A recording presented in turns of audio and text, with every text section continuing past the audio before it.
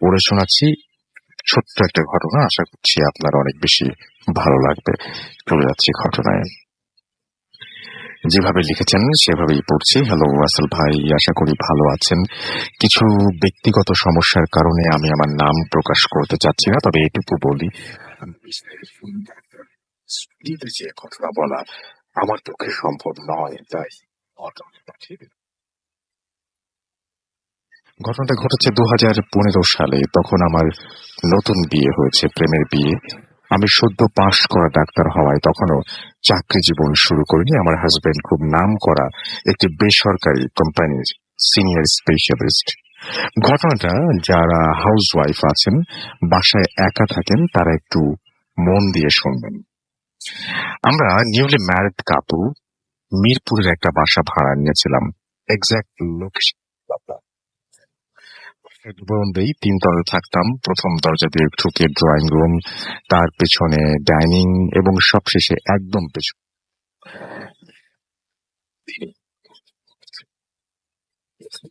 আমার হাজবেন্ড অফিসে গেছেন সকালে। আমি তাকে বিদায় দিয়ে দরজা বন্ধ করে বেডরুমে এসে শুয়ে আছি। এভাবে কতক্ষণ শুয়েছিলাম মন নেই। দুপুর 2টায় আমার ঘুম ভেঙে যায়। আমি শুয়ে শুয়ে বুঝতে পারছি আমার ড্রয়িং রুম থেকে কি হয়েছে আমার বেডরুমের দিকে আসছে, এবং করতে করতেই দরজা দিয়ে একটা নীল শাড়ি পরা মহিলা আমার বেডরুমে ঢুকলো এবং খাটের সামনে এসে দাঁড়িয়ে গেল। আমি দেখলাম সে সুতি শাড়ি পরেছে, কাজের মহিলা টাইপের চেহারা, এবং সব থেকে ভয়ঙ্কর জিনিস হলো এই মহিলা দাঁড়িয়েই আমার দিকে তাকিয়ে হাসা শুরু করলো। আমি যেহেতু পেশায় একজন ডেন্টিস্ট, তাই আমার চোখ তার দাঁতের ওপরে পড়েছে। আমি দেখলাম তার দাঁত একটু উঁচু এবং বড়, ডেন্টিস্টরা যেটাকে প্রোক্লাইন টিপ বলে থাকে। তো যাই হোক, আমি তাকে এই বিকট অবস্থায় রেখেই কোনো রকম দেরি না করে সাথে সাথে আয়াতুল কুরসি পড়া শুরু করলাম, তার দিকে তাকিয়ে খাটে শুয়ে শুয়েই। আর এই সময়ে ওই মহিলা পুরো অদৃশ্য হয়ে গেল। আমি প্রায় সাথে সাথে উঠে বাসায় তালা দিয়ে বের হয়ে গেলাম। রিলেটিভের বাসায় চলে গেলাম। কি পরিমাণ ভয় পেয়েছিলাম তা শুধু আমি জানি। একবার ভাবলাম কি আর করতো, হয়তো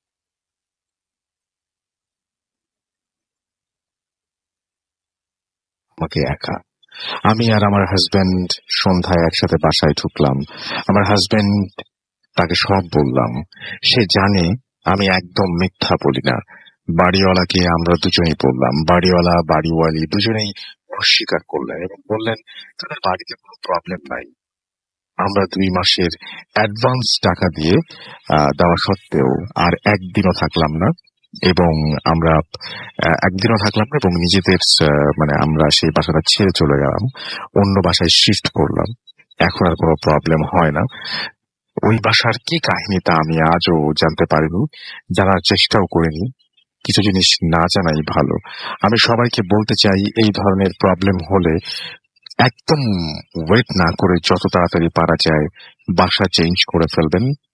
পিছনের কাহিনী নিয়ে ঘাটাঘাটি করতে যাবেন না, এতে বিপদ হবে। আর একটা কথা, বারান্দা দিয়ে মানুষজন দেখা যায় এমন বাসা ভাড়া করবেন। এখন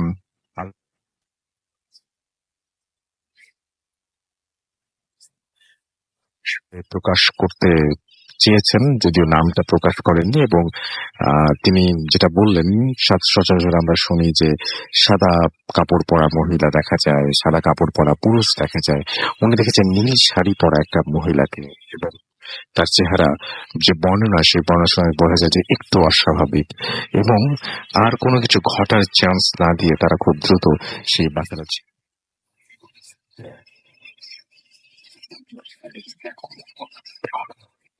নিজ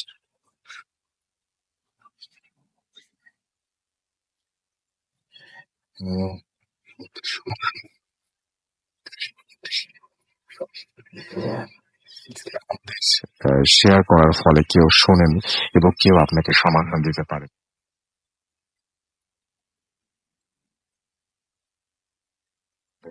আপনারা ভিডিওতে অলরেডি দেখেছেন যে আজকে আমাদের সঙ্গে আছেন আমাদের অতিথি হিসেবে আফসান ভাই। আমরা তার কাছে যাব।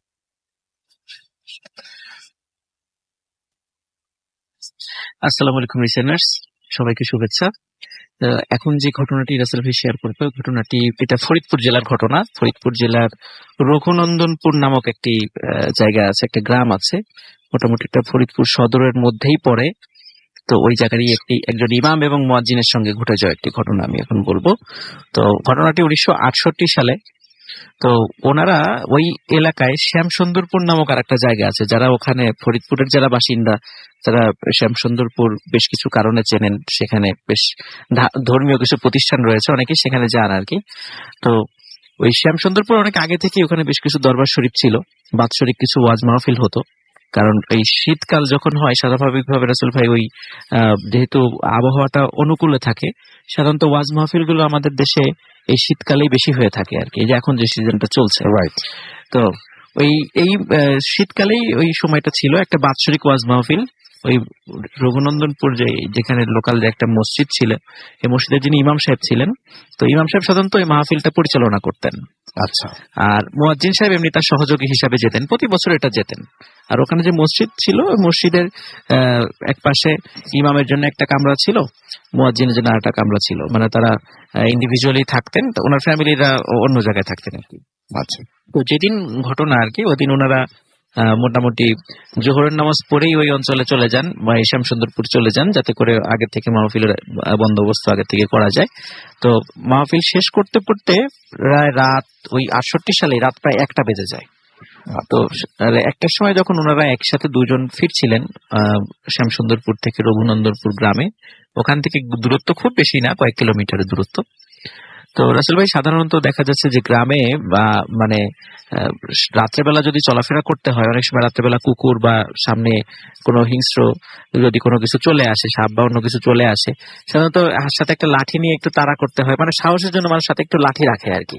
এটা এখনো আছে, এটা হয়তো আমরাও গ্রামে গেলে আমরাও সাথে একটা লাঠি টাঠির সাথে রাখি, যদি কুকুর টুকুর তাড়ানো যায় রাতের যদি সামনে আসে আর কি। তো ওনাদের হাতেও দুটো লাঠি ছিল, যাতে করে রাত্রেবেলা এই ধরনের কোনো অনাকাঙ্ক্ষিত পরিস্থিতি ওনারা এড়াতে পারেন। ওরা যখন ফিরছিলেন রাসেল ভাই, তো ওই শ্যামসুন্দরপুর থেকে রঘুনন্দনপুর যাওয়ার পথে একটি জায়গা আছে, ওখানে একটা বড় বট গাছ আছে। তো এবং বট গাছের পাশেই মানে একটু দূরেই অনেক পুরাতন একটা কবরস্থান আছে। ওখানে এখন আর সেখানে কবর টবর ভাবে দেওয়া হয় না আর কি, পুরাতন কবরস্থান। তো ওনারা যখন ওখানে আসেন, তখন মুয়াজ্জিন সাহেব বলেন যে আমি একটু অনেক দূর হেঁটেছি, একটু বট গাছের নিচে একটু বিশ্রাম করতে চাই। তখন ইমাম সাহেব বলেন যে ঠিক আছে, যেহেতু দুইজন একসাথে আছে কোনো সমস্যা নাই। তো ওই বট গাছের নিচে ওনারা বসেন। তো হঠাৎ মানে মুয়াজ্জিন সাহেব মানে খুব চিৎকার করে ওঠেন, এই আমার গায়ের উপর যেন কি যেন পড়েছে। তখন উনি খুব চমকে ওঠেন এবং ইমাম সাহেবের হাতে আবার একটা ছোট একটা টর্চ লাইট ছিল। তো টর্চ লাইটটা উনি জ্বালিয়ে দেখেন যে ওই মুয়াজ্জিন সাহেবের শরীরে একটি সাপ পেঁচিয়ে আছে। আচ্ছা। যখন এটা দেখলেন এবং মুয়াজ্জিন সাহেবও দেখলেন, মুয়াজ্জিন সাহেব প্রথমে মনে করছেন হয়তো বট গাছে যে শিকড়, অনেক শিকড় ঝুলে থাকে, হয়তো কোনো একটা শিকড় খুলে টুলে ওনার গায়ে পড়েছে। কিন্তু যখনই দেখেছেন সাপ, উনি মারাত্মক ভয় পান এবং তাড়াতাড়ি করে মানে সাপের বডিতে হাত দিয়ে এক টানে সাপটা তার শরীর থেকে মানে টেনে খুলে মাটিতে ফেলে দেন এবং তার হাতে যে লাঠিটা থাকে, কোনো ধরনের কোনো চিন্তা ভাবনা ছাড়াই উনি ওই লাঠি দিয়ে সাপের আঘাত করা শুরু করেন এবং সাপটাকে মেরে ফেলেন উনি। তখন ইমাম সাহেব বলেন যে আসলে রাতের বেলা এইভাবে হঠাৎ করে সাপ শরীরের উপর পড়াটাও একটা অদ্ভুত ব্যাপার, এবং সেটাকে তুমি যে মেরে ফেললে এটাও তোমার ঠিক হয়নি। এটা এইভাবে সাপ সাধারণত মানুষের গায়ের উপর পড়ে না। তখন বলে যে আসলে হুজুর আমি তো মানে মনে হয় মানে অত বুঝতে পারি নাই, মানে খুব ভয় পেয়ে গেছিলাম, তাড়াহুড়া করে মেরে ফেলছে, আসলে তো কাজটা ঠিক হয়নি। তো যাই হোক, ওনারা এই বিষয় নিয়ে আলোচনা করতে করতে বাসায় মানে মসজিদে চলে আসেন, তার রুমে চলে যান। তারপর রাসেল ভাই প্রথম ওই রাত এবং তার পরের রাত কোনো সমস্যা হয় না, একদম স্বাভাবিক। হঠাৎ তৃতীয় রাত্রে ইমাম সাহেবের দরজায় এই ঠিক রাত প্রায় 1টা-1:30টার দিকে কে যেন নক করছে। তখন ইমাম সাহেব দরজা খোলেন, দেখেন একটা অপরিচিত লোক দাঁড়িয়ে। জিজ্ঞেস করেন যে কি ভাই, কি দরকার বলুন। বলে যে হুজুর আমার তো একটা আপনাকে ইমিডিয়েট একটা জানাজায় যেতে হবে, পাশে একটা রাসূল ভাই পাশে একটা ঈদগাহ আছে, ওই মসজিদ থেকে যেতে 5 মিনিট কি 7 মিনিটের পথ আর কি, হেঁটে যেতে। তখন বলে যে তাই এত রাত্রে কেন, আপনারা তো একটু জানাজাটা সকালেও দিতে পারতেন। বলে যে না, আসলে লাশটা 2 দিনের পুরাতন হয়ে গেছে, যার কারণে আমাদেরকে আজকে রাত্রেই যেভাবেই হোক এটাকে দাফন করতেই হবে, আপনি একটু তাড়াতাড়ি চলুন। তো রাসেল ভাই উনি তখন ইমাম মুয়াজ্জিনকে আবার ডেকে তোলেন, কারণ একা যেতে উনি রাত্রেবেলা ভয় পাচ্ছিলেন, কারণ লোকটাকে উনি আবার চেনেন না। হুম। গ্রামে অন্য সবার, কারণ গ্রামাঞ্চলে তো রাসেল ভাই সবাই সবাইকে মোটামুটি চেনে। ওই লোকটা যেহেতু অপরিচিত ছিল, উনি আমার মুয়াজ্জিন সাহেবকে ডেকে উঠলেন। মুয়াজ্জিন এবং উনি একই সাথে সেখানে গেলেন। তো উনি বেরোনোর সময় দেখেন যে একটি গরুর গাড়ি দাঁড়ানো, বলে এই গরুর গাড়িতে ওঠেন, আমরা ওখানে যাবো। বলে 5-7 মিনিটের পথ, এই গরুর গাড়িতে উঠবো কেন? বলে না, গরুর গাড়িতেই ওঠেন, আমরা পাঠিয়েছে, গরুর গাড়ি পাঠিয়েছে। রাসেল ভাই ওই সময় কিন্তু রাস্তা একদম মানে মাটির ছিল। এখন তো সম্প্রতি ওদিক দিয়ে রাস্তা পাকা হয়েছে, কিছুদিন আগেও ওটা, আর সেই 68 সালের সময় তো বুঝতেই পারছেন কি অবস্থা একদম। ছিল ওই সময়। তো যাই হোক, ওরা গরুর গাড়িতে ওঠেন। তো ওঠার পরে ঠিক কয়েক মিনিটের মধ্যেই ওই মানে ওই ঈদগার ওখানে চলে আসেন, দেখেন যে ওখানে বহু লোক দাঁড়ানো, এবং একজনকে ওনারা চেনেন না, মানে গ্রামের হলে একজনকে অন্তত চিনবেন, ওরা কাউকে চেনেন না। এবং সামনে একটি খাটিয়া রাখেন। তো ওখানে একজন বৃদ্ধ লোক চলে আসেন তাদের থেকে। বৃদ্ধ লোক ইমাম সাহেবের হাতটা ধরে সামনে নিয়ে আসেন যে আপনি এখানে দাঁড়ান, আপনি জানাজা শুরু করেন। তো রাসেল ভাই জানাজা শুরু করার আগে ইমাম সাহেব বলেন যে আমি লাশটাকে একটু দেখতে চাই, কারণ কে মারা গেছে, আমি তো অপরিচিত কেউ কিনা। তখন মুখটা সরানো হয় রাসেল ভাই, দেখেন এত সুন্দর একটা বাচ্চা ছেলের চেহারা, বাচ্চা বলতে হয়তো আমাদের 7-8 বছর বয়স এরকম, বা 8-10 বছর বয়স এরকম একটা চেহারা, অত্যন্ত সুন্দর চেহারার একটা বালকের লাশ।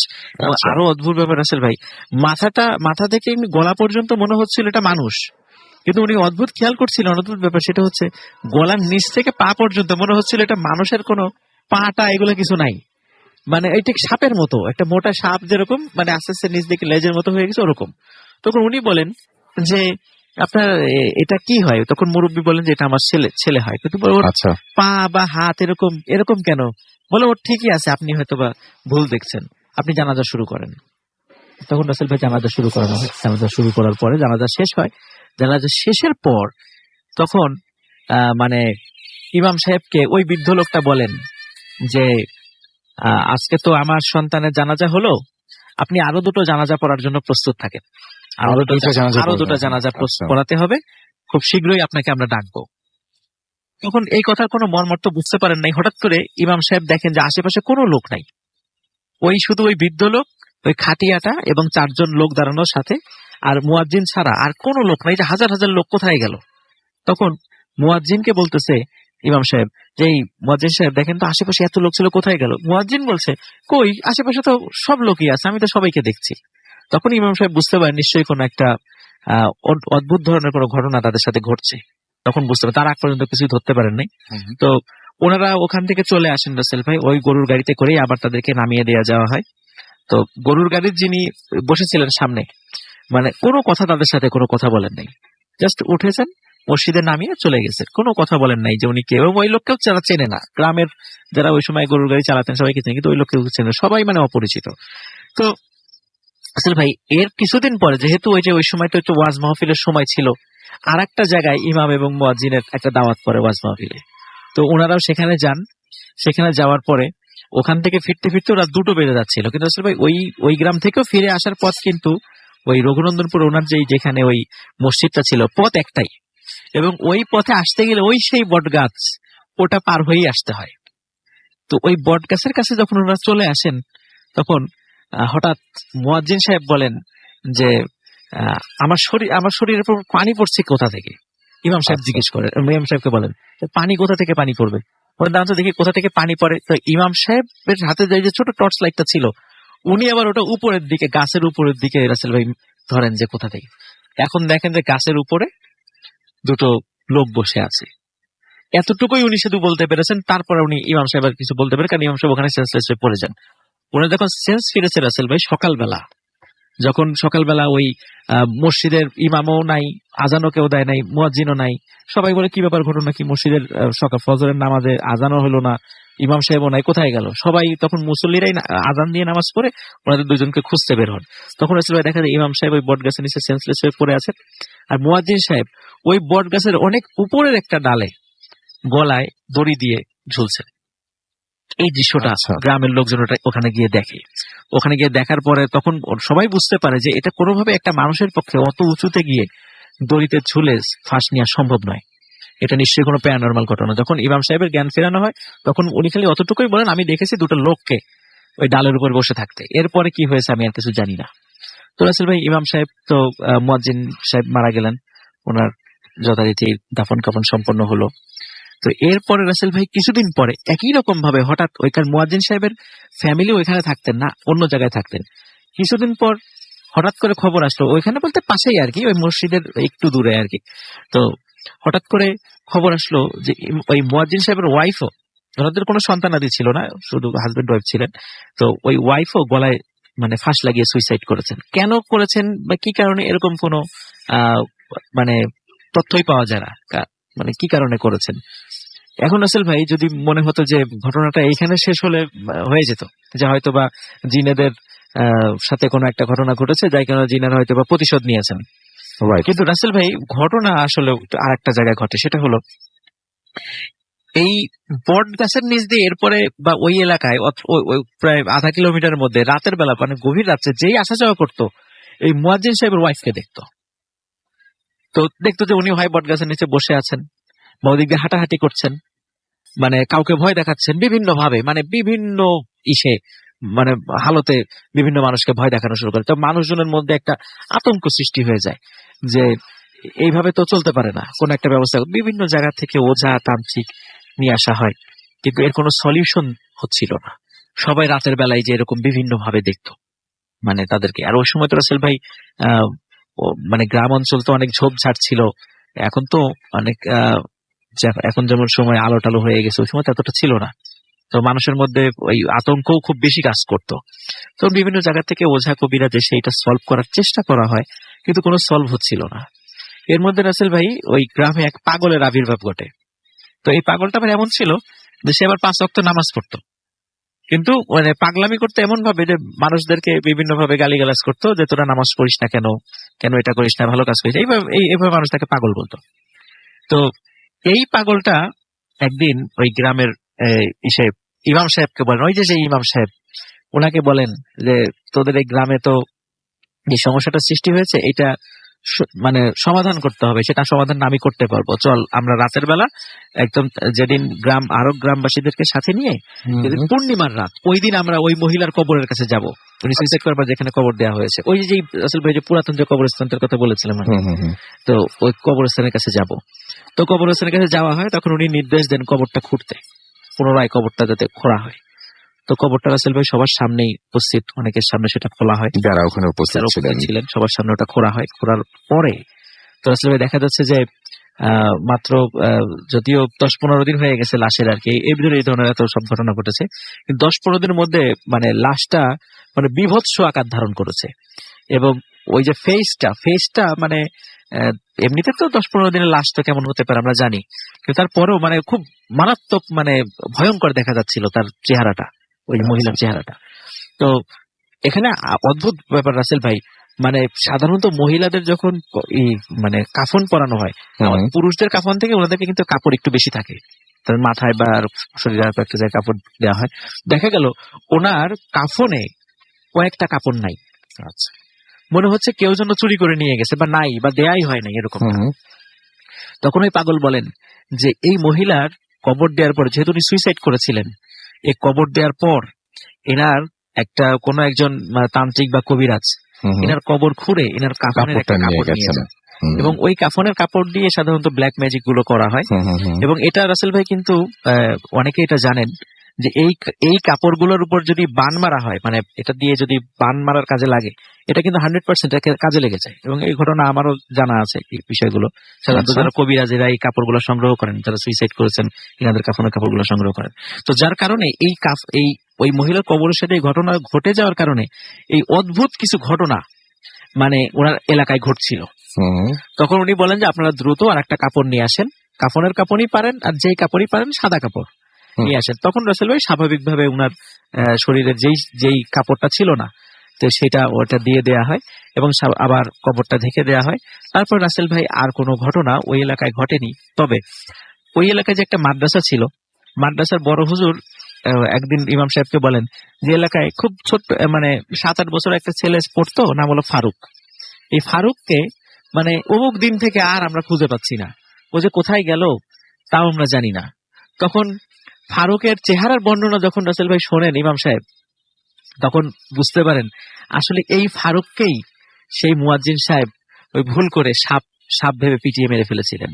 এবং ওটা ছিল আসলে জিনেদের একটা সন্তান ছিল আর কি। তো জিনেরা প্রতিশোধ হিসেবে রাসেল ভাই ওই দুইজনকে হত্যা করে, কিন্তু ওই মহিলার হত্যার পরে ওনার যে মানে কাফনের কাপড়টা নিয়ে যাওয়া হয়, এরপরে এই যে ভয়ঙ্কর ধরনের ঘটনাগুলো এলাকায় ঘটে এবং সেটা পরবর্তীতে সমাধানও হয়ে যায় রাসেল ভাই। এই ছিল আমার ফার্স্ট ঘটনা। থ্যাংক ইউ সো মাচ আপনার প্রথম ঘটনার জন্য। আপনাকে অনেক ধন্যবাদ। আমরা দেখতে পাচ্ছি আবু হানিফা হৃদয় আমাকে দিচ্ছেন, তিনি ব্যাকগ্রাউন্ড মিউজিক নিয়ে বলেছেন, যে একটু কমাতে বলেছিলেন, সেটা আমরা অলরেডি করেছি।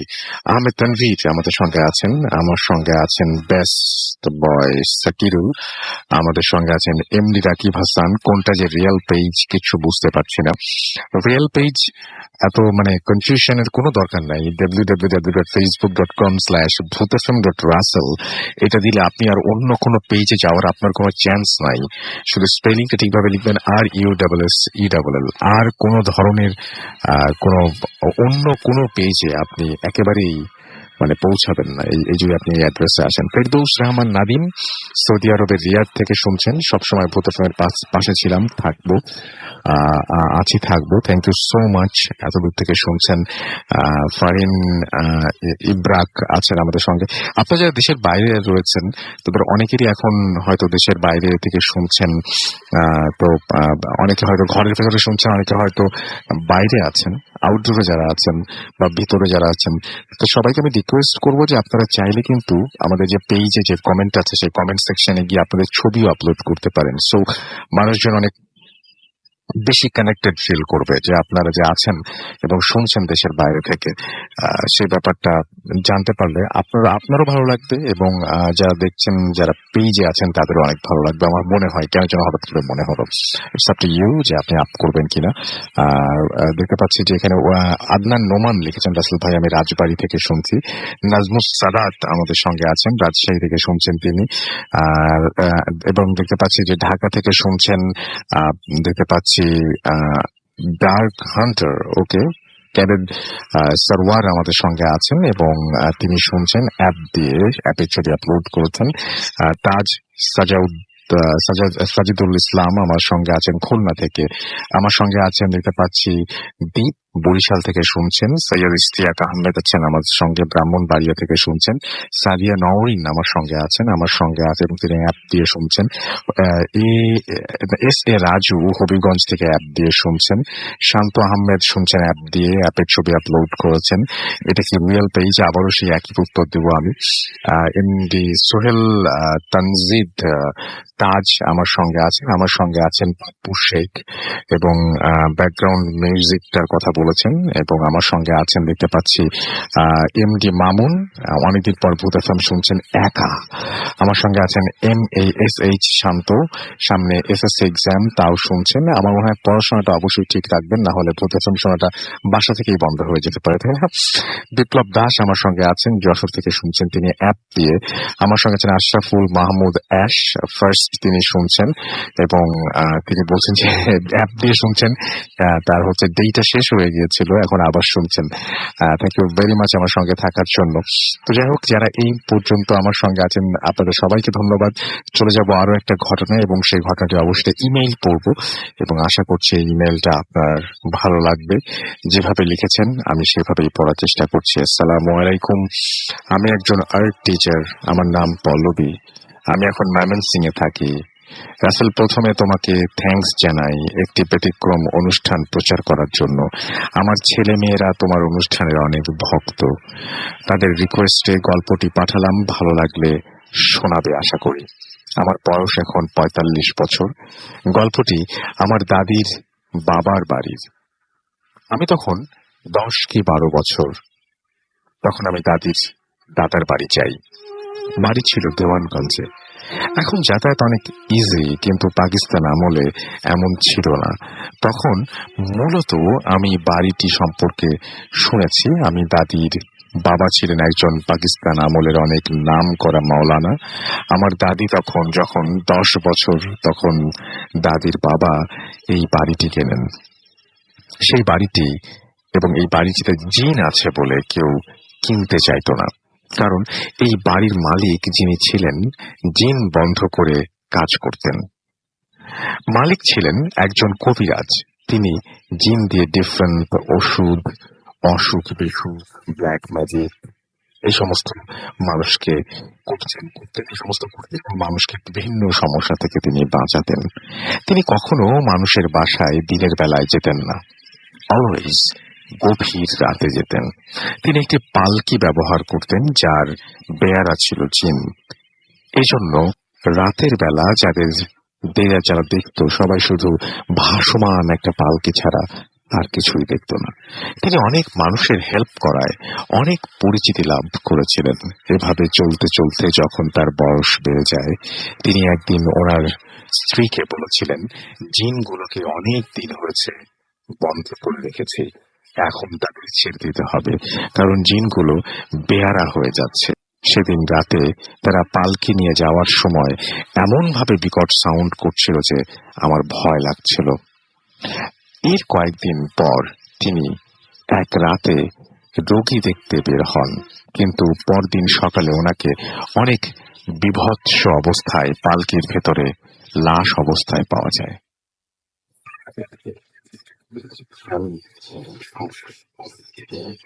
ওনার দুজন ছেলে ছিল,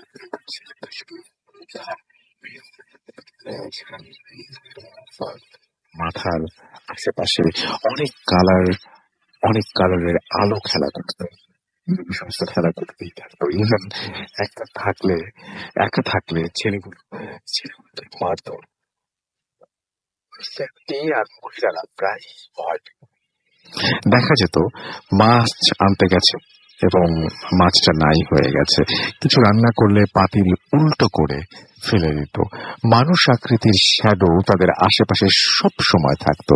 ছেলেরা ওইসব জিনদের কাছে অনেক রিকোয়েস্ট করে যেন তাদেরকে টর্চার না করা হয়। একটা টাইমে ছেলেগুলো পাগল হয়ে মারা যায়, আর কবিরাজের বাকি ফ্যামিলির লোকজন বাড়ি ছেড়ে চলে যায়। এর কয়দিন পর আমার দাদির বাবা এই জিনের বাড়িটি কেনেন। আমার দাদির বাবা ফার্স্ট জিনগুলোকে ছেড়ে দেয়, কিন্তু সব জিন চলে গেলেও একজন জিন থেকে যায়। জিনের বাড়ির গল্প এখানে শেষ হলে সেই থেকে যারা জিন নিয়ে আরো অনেক কাহিনী হয়ে যায়, এবং যদি পছন্দ হয় এক এক করে সবগুলো ঘটনা আমি পাঠাবো। আমার তো মনে হয় যে গল্পের শুরুটা হয়ে আমরা বাকিটুকু জন্য এত বেশি উদ্গ্রীব হয়ে থাকলাম যে আপনি বাকি ঘটনাগুলো যদি না পাঠান তাহলে আমরা খুব কষ্টই পাবো। সুতরাং খুব আগ্রহ নিয়ে অপেক্ষা করব আপনার ঘটনার বাকি অংশের জন্য, এবং আশা করছি সেটা আপনি খুব দ্রুতই আমাদের কাছে পাঠিয়ে দেবেন। এবং পাঠানোর অ্যাড্রেস তো জানেন, যারা জানেন না তাদের জন্য বলবো, আপনি চলে যান আমাদের একটা ইমেল অ্যাড্রেসটা লিখে নেন বা আপনি নোট করে রাখুন। আমাদের ফেসবুকেও পাবেন, তবে তার আগে ইমেল অ্যাড্রেসটাকে বলি যে bhutfm@radio.fm, স্পেলিংটি বলে দিচ্ছি BHOOTFM@radio.fm। এছাড়াও আপনি যদি আমাদের ফেসবুক পেজে যান, সেখান থেকে facebook.com/bhutfm.russell। আমি দেখতে পাচ্ছি জিহাদ আমাদের লিখেছেন, হ্যালো রাসেল ভাই, জিহাদ প্রথমবার ভূত এফএম শুনছি, ওয়েলকাম টু ভূত এফএম, এবং আশা করছি আপনি আমাদের সঙ্গে আছেন। বিপ্লব বিডি লিখেছেন, দেশের বাইরে থেকে শোনা যায়, সৌদি আরব থেকে। ডেফিনেটলি আপনি জাস্ট আপনার গুগল প্লে স্টোর থেকে বা অ্যাপ স্টোর থেকে আপনি জাস্ট রেডিও ফুর্তি টাইপ করে ফ্রি আমাদের অ্যাপ ডাউনলোড করে নিতে পারেন, এবং সেই অ্যাপটি দিয়ে আপনি পৃথিবীর যে কোনো জায়গা থেকেই আমাদেরকে সরাসরি শুনতে পারবেন। বিশ্বজিৎ বিশ্বাস আছে, স্বপ্নময় কে বিজিৎ লিখেছেন নাইস স্টোরি। সরকার এমডি আজহারুল ইসলাম লিখেছেন ভয় লাগছে ভাই। খন্দকার নাইম লিখছেন ময়মনসিং থেকে। আমার সঙ্গে আছেন সাইদ ইশতিয়াক আহমেদ, জিনের গল্পটা অনেক ভয় লাগছিল, জিনের গল্প আরো চাই। ফখরুল ইসলাম পিয়াস একা শুনছেন, কেউ নেই। আমি দেখতে পাচ্ছি মনির আছেন আমাদের সঙ্গে, তিনি সৌদি আরব থেকে শুনছেন। রাজু আছেন কুয়ালালামপুর মালয়েশিয়া থেকে শুনছেন। সঙ্গে আমার সঙ্গে আছেন দেখতে পাচ্ছি রহমান বাবু, এবং তিনি বলছেন আফিয়াত রহমান বাবু, এবং তিনি বলছেন আপনার ভাইয়ের স্টোরিটা রোমহর্ষক ছিল। আমার সঙ্গে আছেন দেখতে পাচ্ছি তানভীর হোসেন, এছাড়া আমার সঙ্গে তানজিমুল ইসলাম সিজান আছেন আমার সঙ্গে রিজভি আহমেদ রোমন, আমার সঙ্গে আছেন দেখতে পাচ্ছি এমডি সজীব, তিনি ভয় পাচ্ছেন সেটা তিনি আমাদের জানিয়েছেন, জিহাদ হাসান রবি। তো আমাদের আরো একটা পেজ যেখান থেকে আমি পড়লাম www.facebook.com/radio.furti, এবং এখানে এসে আপনি আমাদের পোস্টে লাইক দিতে পারেন, কমেন্ট করতে পারেন, শেয়ার করতে পারেন, যাতে অন্যরা জানতে পারে আমাদের পেজ সম্পর্কে, আমাদের সম্পর্কে। আশা করছি সেই ব্যাপারে আপনি এগিয়ে আসবেন। আমি একটা ছোট্ট বিরতি নেব, পরে আবারও ফিরে আসবো।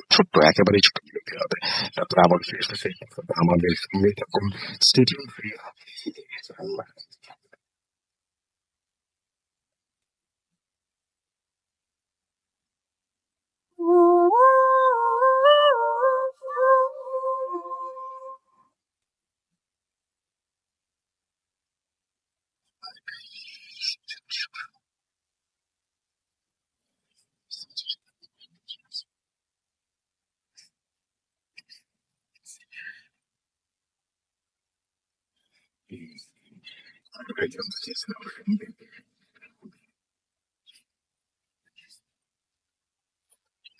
হ্যালো লিসনার্স, আমি হাসিব মিরপুর থেকে। তো আমি এখন যে ঘটনাটা শেয়ার করব সেটা একটা ইংরেজি মাধ্যমে পড়ুয়া ছাত্রীর সাথে ঘটে যাওয়া ঘটনা। ঘটনাটি তার মা আমার সাথে শেয়ার করে, আমি সেভাবে শেয়ার করছি। আমি সরাসরি ঘটনায় চলে যাচ্ছি। তো মেয়েটি যখন তার মেয়েটির একমাত্র বাবা মার বড় মেয়ে ছিল। তো মেয়েটির দাদির সবচেয়ে প্রিয় নাতি ছিল আর কি। তো মেয়েটি সারাদিন দাদির সাথেই থাকতো, দাদি তাকে লালন পালন বেশি করতো যেহেতু বাবা মা বেশি ব্যস্ত থাকতো। তো সাডেনলি মেয়েটির দাদি একদিন আর কি যে কোনো কারণে মারা যায়। তো মারা যাওয়ার পর আসলে সে এক প্রকার মারা যাওয়াটা নিতে পারে না, প্রচন্ড পরিমাণে শকড হয়ে যায়। তো তারপরে তার দাদির লাশের কাছে বসে কাঁদতেছে, তো সবাই কান্নাকাটি করতেছে। তো দাদি যখন জীবিত অবস্থা থাকতো, তো দাদির মাথার পাকা চুল বাঁচতো, অনেক কিছু করতো, খুব আদর করতো, জিনিসগুলো মনে পড়তেছিল। তো এক প্রকার কাকতালীয় ভাবে হোক বা যে কোনো কারণে, ইন্টেনশনালি বা আনইন্টেনশনালি, ওর দাদির মাথা থেকে কিছু পাকা চুল ছিঁড়ে নেয়, ছিঁড়ে সেটা নিজের কাছে রেখে দেয়। সেটা ফ্যামিলির কেউ জানে না, নিজের কাছে রেখে দেয়। তো এক প্রকার স্মৃতিস্বরূপে রেখে দেয়। তারপর তার দাদির লাশটার দাফন কাফন সম্পন্ন হয়। তো যেদিন রাতে সম্পন্ন হয়, তো সেদিন রাতে হঠাৎ সাডেনলি যেটা ঘটে যে মেয়েটির মা যখন রাতে তো সবাই জাগনা দৌড়াদৌড়ি করতেছে, তো মেয়েটির মা এক প্রকার ওয়াশরুমে যাওয়ার জন্য ওঠে। তো তাদের রুমটার মধ্যে আসলে মার রুম থেকে যাওয়ার পথে মেয়ের রুমটা ডান পাশে পড়ে, আর সোজা ওয়াশরুম। তো দেখে রুমের দরজাটা খোলা। তো দেখে রুমে ঢুকে দেখে যে তার বড় মেয়ে নেই, ছোট মেয়ে ঘুমিয়ে আছে। তো এক প্রকার একটু ঘাবড়ায় যায়, কি ব্যাপার এর মধ্যে। তো খুঁজতে শুরু করে আশেপাশে, তো খুঁজে না পায়া দেখে যে তাদের মেন গেটটা, যেটা উপরে যাওয়ার গেটটা, তো উপরে যাওয়ার গেটটা খোলা। তো উনি ওই গেটটা খুলে উপরের দিকে একটু যে যখন ছাদের দিকে দেখে যে ছাদের যে রেলিংটা, সেই রেলিং এর উপর তার মেয়ে শুয়ে আছে। তো এই জিনিসটা তার মা হঠাৎ করে এমনিতেই তার শাশুড়ি মারা গেছে, তার উপরে অবস্থা দেখে চিৎকার চেঁচামেচি করে, কিন্তু যে অবস্থায় শুয়ে আছে ও যদি কোনো এক সাইডে মুভ করে তাহলে পড়ে যাবে, কোনো একদিকে মুভ করার মতো জায়গা নেই। তো তারপরে তার মা তার বাবাকে ডাকে, সব আমার বাসার ফ্যামিলি আরো লোকজন থাকে, তারা নিয়ে নিচে নামাই নিয়ে আসে। তো মেয়েটা তখন সেন্সলেস ছিল। তো যখন সেন্স আসে ওকে জিজ্ঞেস করে অনেকভাবে যে কেন, কোথায়, কিভাবে উপরে গেছো, ঠিক আছে, ও কিছু বলতে পারে না। তো পরদিন যেটা হয়, তার পরদিন থেকে যে রাসেল ভাই যেটা বললাম যে মেয়েটা ছিল ইংরেজি মাধ্যমের ছাত্রী, তার উপর আবার ও লেভেলের স্টুডেন্ট, তো ও ছোটবেলা থেকে ইংরেজি মাধ্যমে পড়তো। তো পরদিন থেকে যেটা হয় যে তার মৃত দাদির যে চলাফেরা, কথাবার্তা, সবকিছু তার মধ্যে ধারণ হয়ে যায়, এক প্রকার একই রকম হয়ে যায়। কিন্তু সেটা ওই মেয়েটার পক্ষে এক প্রকার ইম্পসিবল, কারণ সে ছোটবেলাতে ইংরেজি মাধ্যমে পড়া বড় হয়েছে, এবং আঞ্চলিক তার দাদির আঞ্চলিক কথাগুলো তার মধ্যে আসতো না, আর সব দিক দিয়ে একটা মডার্ন মেয়ে ছিল। তো তো ফ্যামিলির লোকজন যে দেখে যে ওর মৃত দাদির শাড়ি কাপড়গুলা পরতেছে, এবং ঠিক একটা গ্রাম্য মহিলার যেভাবে শাড়িটা পরে সেভাবে পরতেছে, তারপর পান খাচ্ছে, তারপরে অন্যান্য এমন এমন কিছু জিনিসগুলো যেগুলো তার দাদি করতো জীবিত অবস্থায় থাকাকালীন।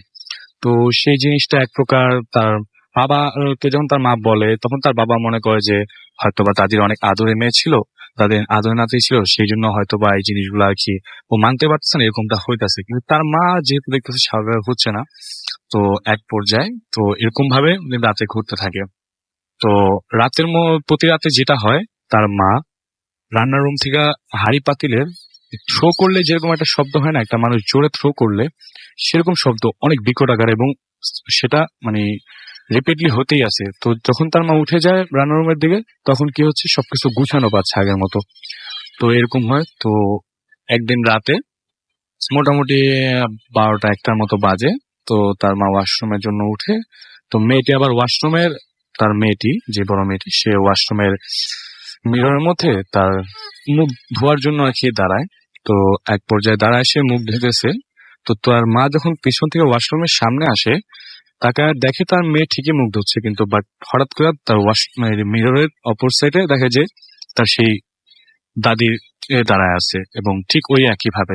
এটা দেখে উনি এক প্রকার চিৎকার দিয়ে ওঠার পরে তো এই জিনিসটা আবার তার বাবারে বলে যে, দেখো এরকম এরকম হইতেছে, তোমার মেয়ে তো দেখো জায়গা থাকলে যখন এটা করতেছে, এটা তো সম্ভব না, তোমার মেয়ে কখন এরকম ইয়া করে নাই। তো তার বাবা এই প্রবলেম গুলো দেখার পর এক প্রকার মানে সে তো যেহেতু তখন সাইকোলজিস্টের কাছে দেখায়, তিনি চিন্তা করে যে মাল্টিপার পার্সোনাল ডিসঅর্ডার যেটাকে বলে আমরা, একটা ক্যারেক্টার থেকে আরেকটা ক্যারেক্টার ঢুকে যাও। তো তার বাবা সেটা মনে করে সাইকোলজিস্ট দেখায়। তো সাইকোলজিস্ট যেটা হয় যে তাকে নর্মালি বলে যে না সব ঠিক আছে, তো কিছু স্লিপিং মেডিসিন দেয়। তো তাকে মানে ঘুম পাড়িয়ে রাখার জন্য, হয়তো তার বলে যে শকটা নিতে পারে না, হয়তো বা এরকম হচ্ছে। তো সেদিন রাতে বাসায় নিয়ে আসে। বাসায় নিয়ে আসার পর সে মেয়েটি যথারীতি তার ছোট বোনের সাথে ঘুমাতো। তো একদিন সে ওদিন রাতেই মেয়েটি উঠে বিছানায় বসে কাঁদতেছে। তো তার ছোট বোন যেহেতু তার পাশে ঘুমাইতো, তো ছোট বোন উঠে জিজ্ঞেস করতেছে, মানে উঠা কাদা অবস্থায়, যে আপু কি হয়েছে কি হয়েছে। ঠিক ওই মুহূর্তে সে তার ছোট বোনের গলা চেপে ধরে, এক প্রকার মানে চিল্লাইতে থাকে তার ছোট বোন। হঠাৎ করে কাঁদতেছিল মধ্যে গলা চেপে ধরে। তো আওয়াজ শুনে এই পাশের রুম থেকে ওর মা বাবা দৌড়ে ছুটে আসে, এসে দেখি এই অবস্থা। তো তার ছোট বোনের কোনোভাবে নিয়ে যায়, কিন্তু যখন ওরে ধরতে যায় বাঁচানোর জন্য, মা বাবার এক প্রকার ছাড়া মারে এবং তুই তোকারি করা শুরু করে। এটা মানে তার গায়ে এত পরিমাণ শক্তি চলে আসে আর কি। তো ছাড়া মারে, তারপরেও অনেক কষ্টে তারা তার ছোট মেয়েকে নিয়ে তাদের রুমে চলে যায় এবং ওই মেয়েকে রুম আটকে রেখে দেয়। কোনোভাবে রাতটা পার করে এইভাবে। তো তারপর তার মা তার বাবার সাথে অনেক এ ব্যাপারে অনেক ছেলে থাকে যে, তুমি বলতেছে এই কথা, কিন্তু এই জিনিসগুলো তো স্বাভাবিক না, দেখো কি ঘটতেছে। মেয়ের চলাফেরা এক প্রকার, যে মেয়ে আমার ঠিক আছে অন্যথায়, সে মেয়ে এখন এইভাবে চলতেছে, সে মার শাড়িগুলা পরতেছে, এগুলো কিভাবে, যেটা তোমার মেয়ে পারে না, যে শাড়ি পরতে পারে না, ওইভাবে কিভাবে পরতেছে। তো এক পর্যায়ে এভাবে যেন চলতে থাকে। তো প্রতিদিন রাতে যেটা ঘটতে থাকে রাসেল ভাই, যে মিররে মেয়েটা ঠিকই থাকে, কিন্তু মেয়েটা অপোজিটে মিররে মেয়েটার চেহারা থাকে না, সে তার মৃত দাদিকে দেখতে পায় এবং মেয়েটার মাও সেটা বারবার দেখে। তো এমন অবস্থা যখন ঘটতে থাকে, তখন তার মা এক প্রকার তার বাবাকে না জানাই। তো এর মধ্যে রাসেল ভাই একটা জিনিস মিস হয়ে গেছে, যেটা হলো যে একদিন রাতে যেটা হয় যে মেয়েটা যখন ওয়াশরুমে যায়, তো তার মা তো প্রতি রাতে তাকে ফলো করতে, এরকম অবস্থা থাকার কারণে। তো ওয়াশরুমে একদিন মেয়েটা যায়, তো লাইটটা যেহেতু জ্বলে, দরজার নিচে দেখা যায় লাইট জ্বলছে, ওয়াশরুমে ঢুকে মেয়েটা। তো তার মা অপেক্ষা করতে থাকে যে কি হয়। তো ওয়াশরুমে প্রায় হাফ এন আওয়ার উপর হয়ে যায়। তো ভাই, তো মাটা উঠে দেখে তার মেয়ে রুমে নাই, ওয়াশরুমে। তো ওয়াশরুমে দরজা নক করতে থাকে। তো নক করে কোনো রেসপন্স পায় না, প্রায় এক প্রকার জোরে নক করতে থাকে। তো তার বাবা উঠে আসে, তো সবাই নক করতে থাকে, কোনো রেসপন্স পায় না। তো কিছুক্ষণ পর হঠাৎ করে ওয়াশরুমের লাইটটা নিভে যায় আপনি ইচ্ছায়, বাইরের সুইচ থাকে কিন্তু ভিতর থেকে নিভে যায়। তো এটা হয়তো বা শর্ট সার্কিট হইতে পারতো, বাট যখন রুমের দিকে যায়, রুমের দিকে চেয়ে দেখে যে তার মেয়ে বিছানাতেই আছে। তো এটা দেখে আর সে মানে তখন তার বাবারা বলে যে, আমি মাত্র দেখছি যে ও তো এরকম ওয়াশরুমে গেছে, ও এতক্ষণ কিভাবে মানে এভাবে কিভাবে চলে আসছে, ঠিক আছে। এই ঘটনায় রাত পারা যায়। মেয়ের বাবাকে এরপর আর তার এই ব্যাপারে কোনো সাজেশন হয় না। মেয়েটার মা একটা যারা জিন সাধনা করে ওরকম একটা হুজুরকে নিয়ে আসে, মেয়ের বাবার অবর্তমানেই, যেটা না জানে। তো নিয়ে আসার পর সেই হুজুরটা আসার পরে প্রায় 30 মিনিটের মতো একটা তদবির করে, এক গ্লাস পানি নেয়, নিয়ে তদবির অনেকক্ষণ করার পরে বলে যে, যে যিনি মারা গেছেন, ঠিক আছে, তো তার কিছু একটা অংশ আপনার মেয়ের পড়ার টেবিলের একটা বইয়ের ভিতরে আছে। তো বলার সাথে সাথে মানে হুজুর নিজেই উঠে যে, তো তার ড্রয়ার থেকে একটা বই বের করে রাসেল ভাই, যেই চুলগুলা তার দাদির মাথা থেকে ছিঁড়ছিল, সেই চুলগুলা বইয়ের পাতার মধ্যে একসাথে 3-4টা চুল পায়। তখন বলেছে, এই যে এই জিনিসগুলা তো এই জিনিসগুলা মৃত মানুষের, তো এই জিনিসগুলা মৃত মানুষের চুলগুলা রাখার কারণে এই ঘটনাগুলো ঘটতেছে। কারণ কি, মানুষ মরে যাওয়ার পর তার প্রাপ্য হিসাব যেরকমই হোক, সেটা তার সম্পূর্ণ শরীর এবং প্রত্যেকটা জিনিসের হিসাব হবে। কোনো জিনিসই মানে দাফনের বাইরে নেওয়া যাবে না। তো এক প্রকার যখন নিয়ে যায়, তো সে বলে যেটা থেকে মানে এই প্রবলেম থেকে সলিউশন পেতে হলে, তো ওই চুলগুলাকে একটা নির্দিষ্ট সময়ে সে মেয়েটার মাধ্যমে তার ওই দাদির কবরের মধ্যে দাফন করতে বলা হয়। তো মেয়েটার সাথে একটা নির্দিষ্ট সময়, মেয়েটা অবশ্য ওই সিচুয়েশনটা করার জন্য রাজি হচ্ছিল না। তো মেয়েটা থেকে দ্বারা তার ফ্যামিলি সবাই মিলে একসাথে তো একদিন রাতের বেলা সেই জিনিসগুলোকে দাফন করতে পারে। যে আফরান ভাই যেটা বলছিল যে আপনার লাশের কাপড়টা সরে নেওয়া যাওয়া বা এরকম, তো আমি আবার ওই হুজুরের সাথে পরে কথা বলি যে সেই কারণটা কি। তখন বললো যে দেখেন, মৃত মানুষের চুল, নখ, দাঁত, তারপর কাফনের কাপড়, এগুলা সম্ভবত যখন কবর থেকে দাফন করার পর বের করে ফেলা হয়, ওগুলা এক প্রকার ওই জিনিসটা যতক্ষণ পর্যন্ত আপনি ইয়া না করবেন, এটার এক্সিস্টেন্স করতেই থাকে এবং এটা এক প্রকার মৃত্যু ঘটাতে পারে। তো লিসনারদের উদ্দেশ্যে বলতে চাই যে এই জিনিসটা আসলে নিষিদ্ধ জিনিসের প্রতি মানুষের একটু আকাঙ্ক্ষা বেশি। তো কখনোই কোনো মৃত মানুষের কোনো জিনিস যাতে এইভাবে কখনো না করা হয়, তার জন্য অনুরোধ করবো। ধন্যবাদ রাসেল ভাই, এই ছিল আমার ঘটনা। Thank you so much. আমরা আর কোনো কিছুতে না যে আপনার পরবর্তী আফরান ভাইয়ের ঘটনাতে চলে যাই এবং তারপরে আবারও ফিরে আসবো আপনাদের কাছে। আশা করছি যে পুরোটা সময় আমার সঙ্গে থাকবেন। আপনারা আপনার সেকেন্ড ঘটনাটা শুনি আমরা। আসসালামু আলাইকুম লিসেনার্স, ধন্যবাদ রাসেল ভাই আমাকে আবার সুযোগ দেওয়ার জন্য। রাসেল ভাই, এখন যে ঘটনাটি বলবো এটা আমাদের রাজবাড়িরই ঘটনা। রাজবাড়ির বরাট নামক একটা ইউনিয়ন রয়েছে। আচ্ছা। ওই ইউনিয়নেরই অন্তারমন নামক একটা জায়গা আছে। হুম। তো ওই জায়গাতে বর্তমান যে অবস্থা, ঘটনাটি যখন ঘটেছিল সেটা 1984 সালের ঘটনা। তো ওই সময়ে ওই পাশটাতে, বিশেষ করে ওটার পূর্ব দিকে মানে বিশাল একটা চরের মতো জায়গা ছিল। বিশেষ করে 2004 সালে একটা বড় ধরনের ওখানে বন্যা হয় এবং নদী ভাঙন এবং বাঁধও ওখানে ভেঙে গিয়েছিল। এই জন্য ওইটার এখন আর ওইভাবে ওইটার কোনো অস্তিত্ব ওখানে দেখা যায় না। আর আসলে ভাই, ওই সময় দেখা যেত যে ওই চর অঞ্চলগুলোতে মানে সর্বহারা পার্টির খুব ব্যাপক মানে দৌরাত্ম ছিল ওই সময়। মানে বিশেষ করে কিছু এই ধরনের কিছুই ছিল আর কি। তো যার কারণে মানে অত্যন্ত মানে দুর্গম এলাকা হওয়ার কারণে স্বাভাবিকভাবে যোগাযোগ থেকে বিচ্ছিন্ন ছিল। আর রাজবাড়ী তখন সদ্য জেলা হয়েছে, 1983 সালের ফরিদপুর ভেঙে সদ্য জেলা হয়েছে। এই জন্য আমাদের ওই সময়ের মানে প্রশাসনিক কাঠামো বা ওই বেশ অতটা গুছিয়ে ওঠে নাই তখনও। অনেক কিছু ক্ষেত্রে আমাদের ফরিদপুরের উপর তখনও বেশ কিছু একটু নির্ভরশীলতা ছিল ওই সময় বেশ কিছু প্রশাসনিক কাজের জন্য। তো রাসেল ভাই, ওই সময়ে ওই অঞ্চলে যেহেতু মানে আইন শৃঙ্খলা রক্ষাকারী বাহিনী বা ওদের খুব একটা আনাগোনা ছিল না, এই জন্য অনেক বিষয় আমরা জানি না আর কি ওখানকার। তো যাই হোক, তো ওখানে রাসেল ভাই একজন মহিলা, উনি ওনার হাজবেন্ডের সাথে রাগারাগি করে মানে প্রথমে ওনার 2 বাচ্চাকে মানে বিষ খাওয়ায় এবং পরবর্তীতে নিজেও উনি মানে সুইসাইড করে গলায় ফাঁস লাগিয়ে। তো এখন যেহেতু মানে এটা পুলিশ কেস, তো প্রথমে একদিনের মধ্যে কোনো মানে পুলিশ আসে নাই আর কি। কারণ আমি তো আগে প্রথম বললাম তো দুর্গম এলাকা আর কি। তারপরে একদিন পরে পুলিশ এসেছে। এমনিতেই মানে সময়টা ছিল গরমকাল, লাশের অবস্থাও মানে খুব একটা খারাপ পর্যায়ে চলে যাচ্ছিল। তখন দ্রুত আবার সেই লাশটাকে নিয়ে যাওয়া হয় রাজবাড়ী সদরে। তো সেখান থেকে পোস্টমর্টেম করার পরে আবার সব মিলিয়ে রাসেল ভাই প্রায় 3 দিন, মৃত্যুর পরে 3 দিন সময় চলে যায়। তো স্বাভাবিকভাবে কিন্তু 3 দিন হয়ে যাওয়া ওই গরমকালে এটা তো আসলে লাশের পচন ধরে যায়। তো যাই হোক, তাড়াতাড়ি করে এনে রাসেল ভাই ওটা দাফন করা হয়। তো পারিবারিক কলহের কারণে উনি মারা গেছিলেন আর কি। তো রাসেল ভাই, যখন নিয়ে আসা হয় তখন নিয়ে আসার সময়টা ছিল রাতের বেলা। রাতের বেলা উনি যে ভ্যানালা, আসলে গল্পটা একজন ভ্যানালাকে কেন্দ্র করে। তো উনি অতটা টের পান নাই, কারণ সাধারণত দেখা যায় ওই রকম অ্যাক্সিডেন্টের মৃত্যু হলে ওই এলাকায় হাইওয়েতে তো ওনাকে ডেকে নিয়ে যেত ওই এলাকায়। বিশেষ করে উনি একটু সাহসী লোক ছিলেন, তো উনি এগুলো টানতেন। অনেকে কিন্তু রাসেল ভাই যে ভ্যানে এই ডেড বডি গুলো টানতে চায় না, তো ভয় পায় বা বিভিন্ন কারণে অনেকে দেখা যাচ্ছে ওই ভ্যানে পরবর্তীতে যাত্রীরা উঠতে চায় না। এই বিভিন্ন কারণে মানে অনেকে এটা করতেছে না, বাট উনি এটা করতেন আর কি। তো অনেকদিন থেকে এইভাবে আনা নেওয়া করে, ওনার কোনো সমস্যা হয় না। কিন্তু রাসেল ভাই, এই যে যখন ওই 2টো বাচ্চা এবং ডেড বডি, ওই মহিলার ডেড বডি মানে বাচ্চাদের মায়ের ডেড বডি উনি নিয়ে আসেন, প্রথম মানে 1-2 দিন কোনো প্রবলেম হতো না। রাসেল ভাই, এরপর একটা সমস্যা ঘটতে থাকে ওনার সাথে। সেটা হচ্ছে উনি সারাদিন যখন ওই ভ্যান নিয়ে মানুষ মানে যাত্রী আনা নেওয়া করতেন, তেমন কোনো সমস্যা হতো না। সমস্যা হতো রাসেল ভাই ঠিক সন্ধ্যার পর থেকেই। ওনার কাছে মনে হতো যে এই মানে ভ্যানে এত ভারী কোনো বোঝা আছে, উনি টানতেই পারছেন না, অথচ কিন্তু ভ্যান ফাঁকা, উনি কিছুতেই ভ্যান টানতে পারে না। তো উনি এই সমস্যার যে সমাধান কিছুতেই করতে পারছেন, ভ্যানে কোনো সমস্যা নাকি, কেন রাতের বেলায় শুধু এই সমস্যা কেন হয়, এটা উনি কিছুতেই ফাইন্ড আউট করতে পারেন না। তো এরপরে রাসেল ভাই যখন উনি একদিন রাতের বেলা, তখন ওই দিন কোনো যাত্রী পান নাই, কারণ ওই সময় ওই যে গরমকাল ছিল, আবার বৃষ্টিও একদিন নামছিল, এই জন্য কোনো সন্ধ্যার পরে কোনো যাত্রী ছিল না। উনি তাড়াতাড়ি, আর ওই সময় তো ওই অঞ্চল তো মানে বিশেষ করে চরাঞ্চলের কাছাকাছি, যেহেতু অত্যন্ত মানে মানে প্রত্যন্ত এলাকা ছিল ওই সময়, এখন একটু উন্নত হয়েছে, ওইসব প্রত্যন্ত এলাকা ছিল, এই জন্য সন্ধ্যার পর লোক এমনিতেও পাওয়া যায় না। তো উনি একে একাই ওনার বাড়ির দিকে ভ্যান নিয়ে চলে যাচ্ছিলেন। তো যাওয়ার সময় রাসেল ভাই হঠাৎ ওই একই রকম ভাবে হঠাৎ হঠাৎ কি মনে হলো যে ওনার ভ্যানটা আবার ভারী হয়ে গেছে। তখন উনি মানে বুঝতে পারছেন না যে আসলে কি হচ্ছে ওনার সাথে। উনি মানে দোয়া দুরুদ পড়তে থাকেন।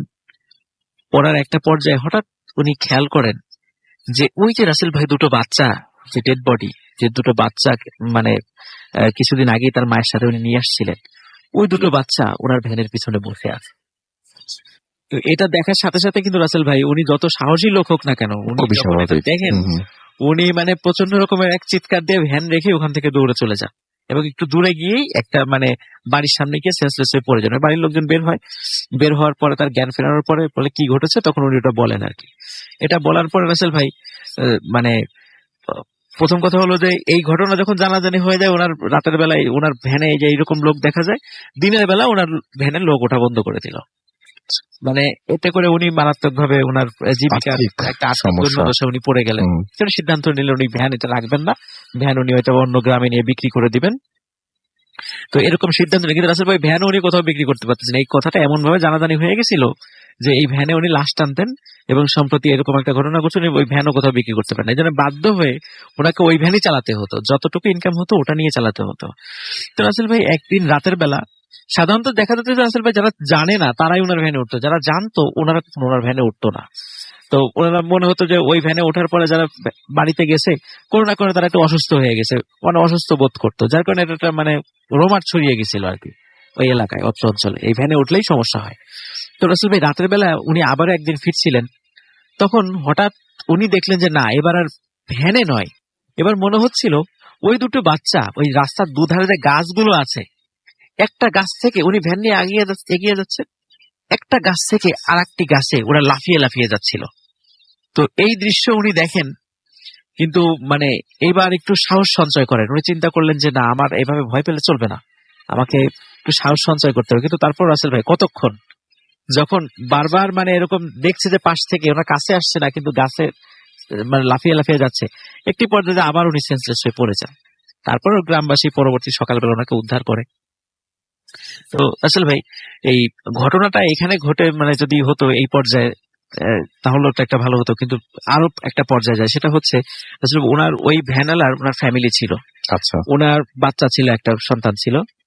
তো ওই সময় গরমকাল ছিল যেহেতু, মানে এটা কিন্তু মাত্র কয়েক মাসের মধ্যে ঘটনা ঘটেছে আর কি। হুম, তো হুম। গরমকাল ছিল যেহেতু, তো উনি রাতের বেলা ওই দিন প্রচন্ড গরম পড়েছে, তো ওনার হুম। ওয়াইফ, বাচ্চা খুব কান্নাকাটি করছিল, ঘুমাতে পারছিল না। ওনার ওয়াইফ বলে যে তুমি বাচ্চাকে কোলে নিয়ে একটু বাইরে থেকে একটু হাঁটাহাঁটি করো, হুম। যাতে করে বাচ্চাকে একটু ঘুম পাড়ানো যায়, বাইরে বাতাস আছে, চলাঞ্চলে তো একটু বাতাস টাতাস আছে আর কি।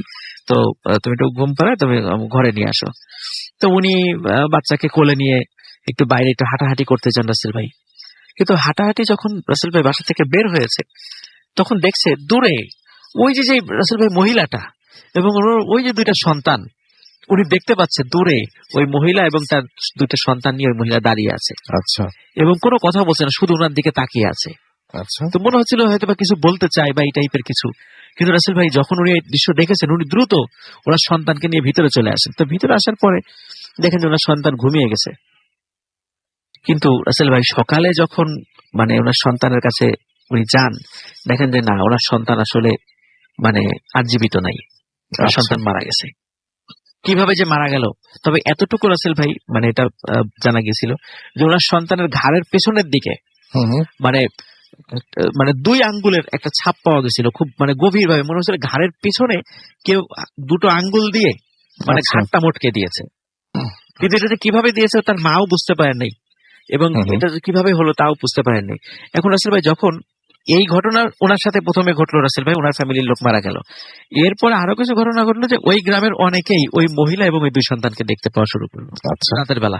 এতদিন শুধু ওই ভ্যানের সাথে ঘটতো, ভ্যানেলার সাথে ঘটতো, এরপরে এরকম আরো অনেকে দেখা শুরু করলো। হুম হুম তখন যখন এইটা মানে চতুর্দিকে একটা আতঙ্ক, কেউ সন্ধ্যার পরে বাসা থেকে বের হয় না, হুম হুম এরকম একটা মানে ভয়ঙ্কর সিচুয়েশন। আচ্ছা তখন রাসেল ভাই ওইখানে তাবলিগ জামাতের একটা দল এসেছিল হুম হুম ওইখানে মানে দাওয়াতি কাজ করতে করতে। তো ওনারা ওই চর অঞ্চলেও গিয়েছিলেন দাওয়াতি দিতে। তো ওখানেই এক তাবলিগ জামাতের যিনি আমির ছিলেন, হুম হুম তো ওনার কাছে ওই এলাকার কয়েকজন লোক বলেন যে আমরা তো হুজুর এই সমস্যা আছি, তো আমরা তো এটা কি করা যায়, আপনি একটু সলভ করে, মানে যদি সলভ করার কোনো ব্যবস্থা থাকে কোরআন এবং সুন্নাহ অনুযায়ী যদি এটা কোনোই থাকে। তখন উনি বললেন যে আচ্ছা ঠিক আছে, এটা আমি দেখবো এটা কি করা যায়। তো উনি রাসেল ভাই বললেন যে আমি এই কোন একটা রাত্রে আমি এই বাড়িতে একটু অবস্থান করব, যে কোনো একটা বাড়িতে, হুম হুম ঠিক আছে, যে আমি অবস্থান করব, দেখি আমি কি কতটুকু কি করতে পারি।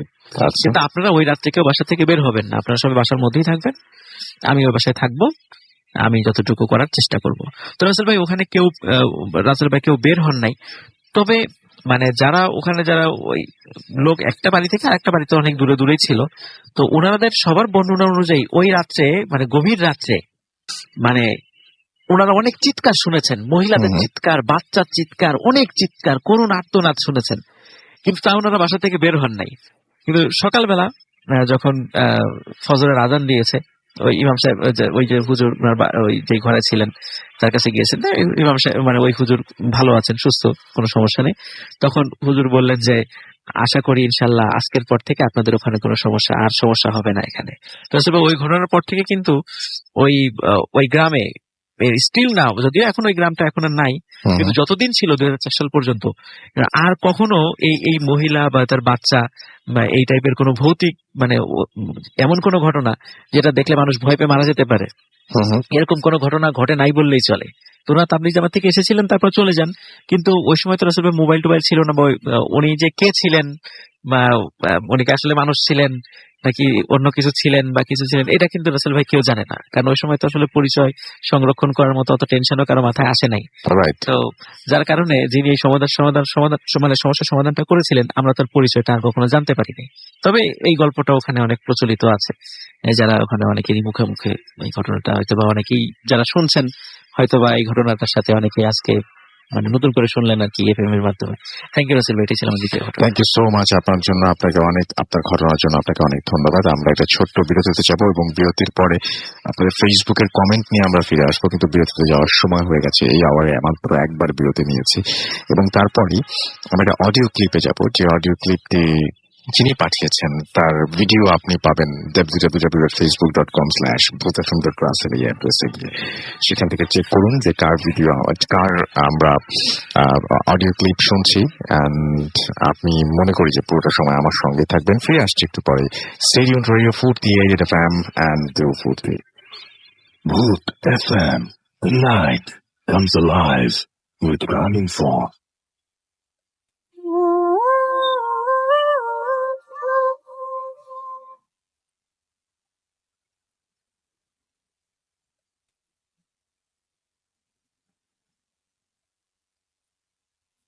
আসসালামু আলাইকুম। এটা হচ্ছে আমার নিজের সাথে ঘটে যাওয়া একটা স্টোরি। এই কাহিনীটা 2008 সালে হয়।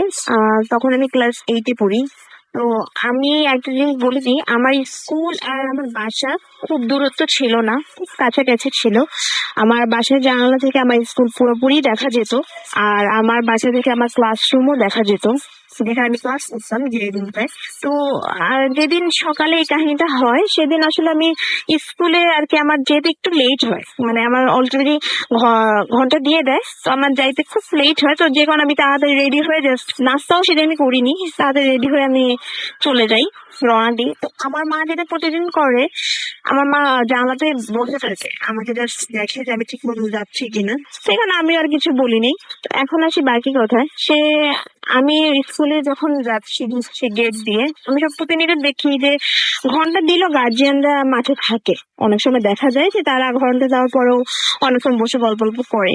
তো সেদিন আমি মাঠে চোখে দেখতে পারি যে মাঠে আসলে পুরো ফাঁকাই ছিল, কেউ এত ছিল না মাঠটার মধ্যে। তো আমি পুরো মাঠে পার হয়ে আমার যে বিল্ডিং এ আমার ক্লাস হয় ওই বিল্ডিং এর দিকে যাচ্ছি। তো আমার বিল্ডিংটা উঠতে গেলে কি 3টা সিঁড়ি থাকে, 3টা সিঁড়ি পার হয়ে দেন গেট স্টার্ট হয়।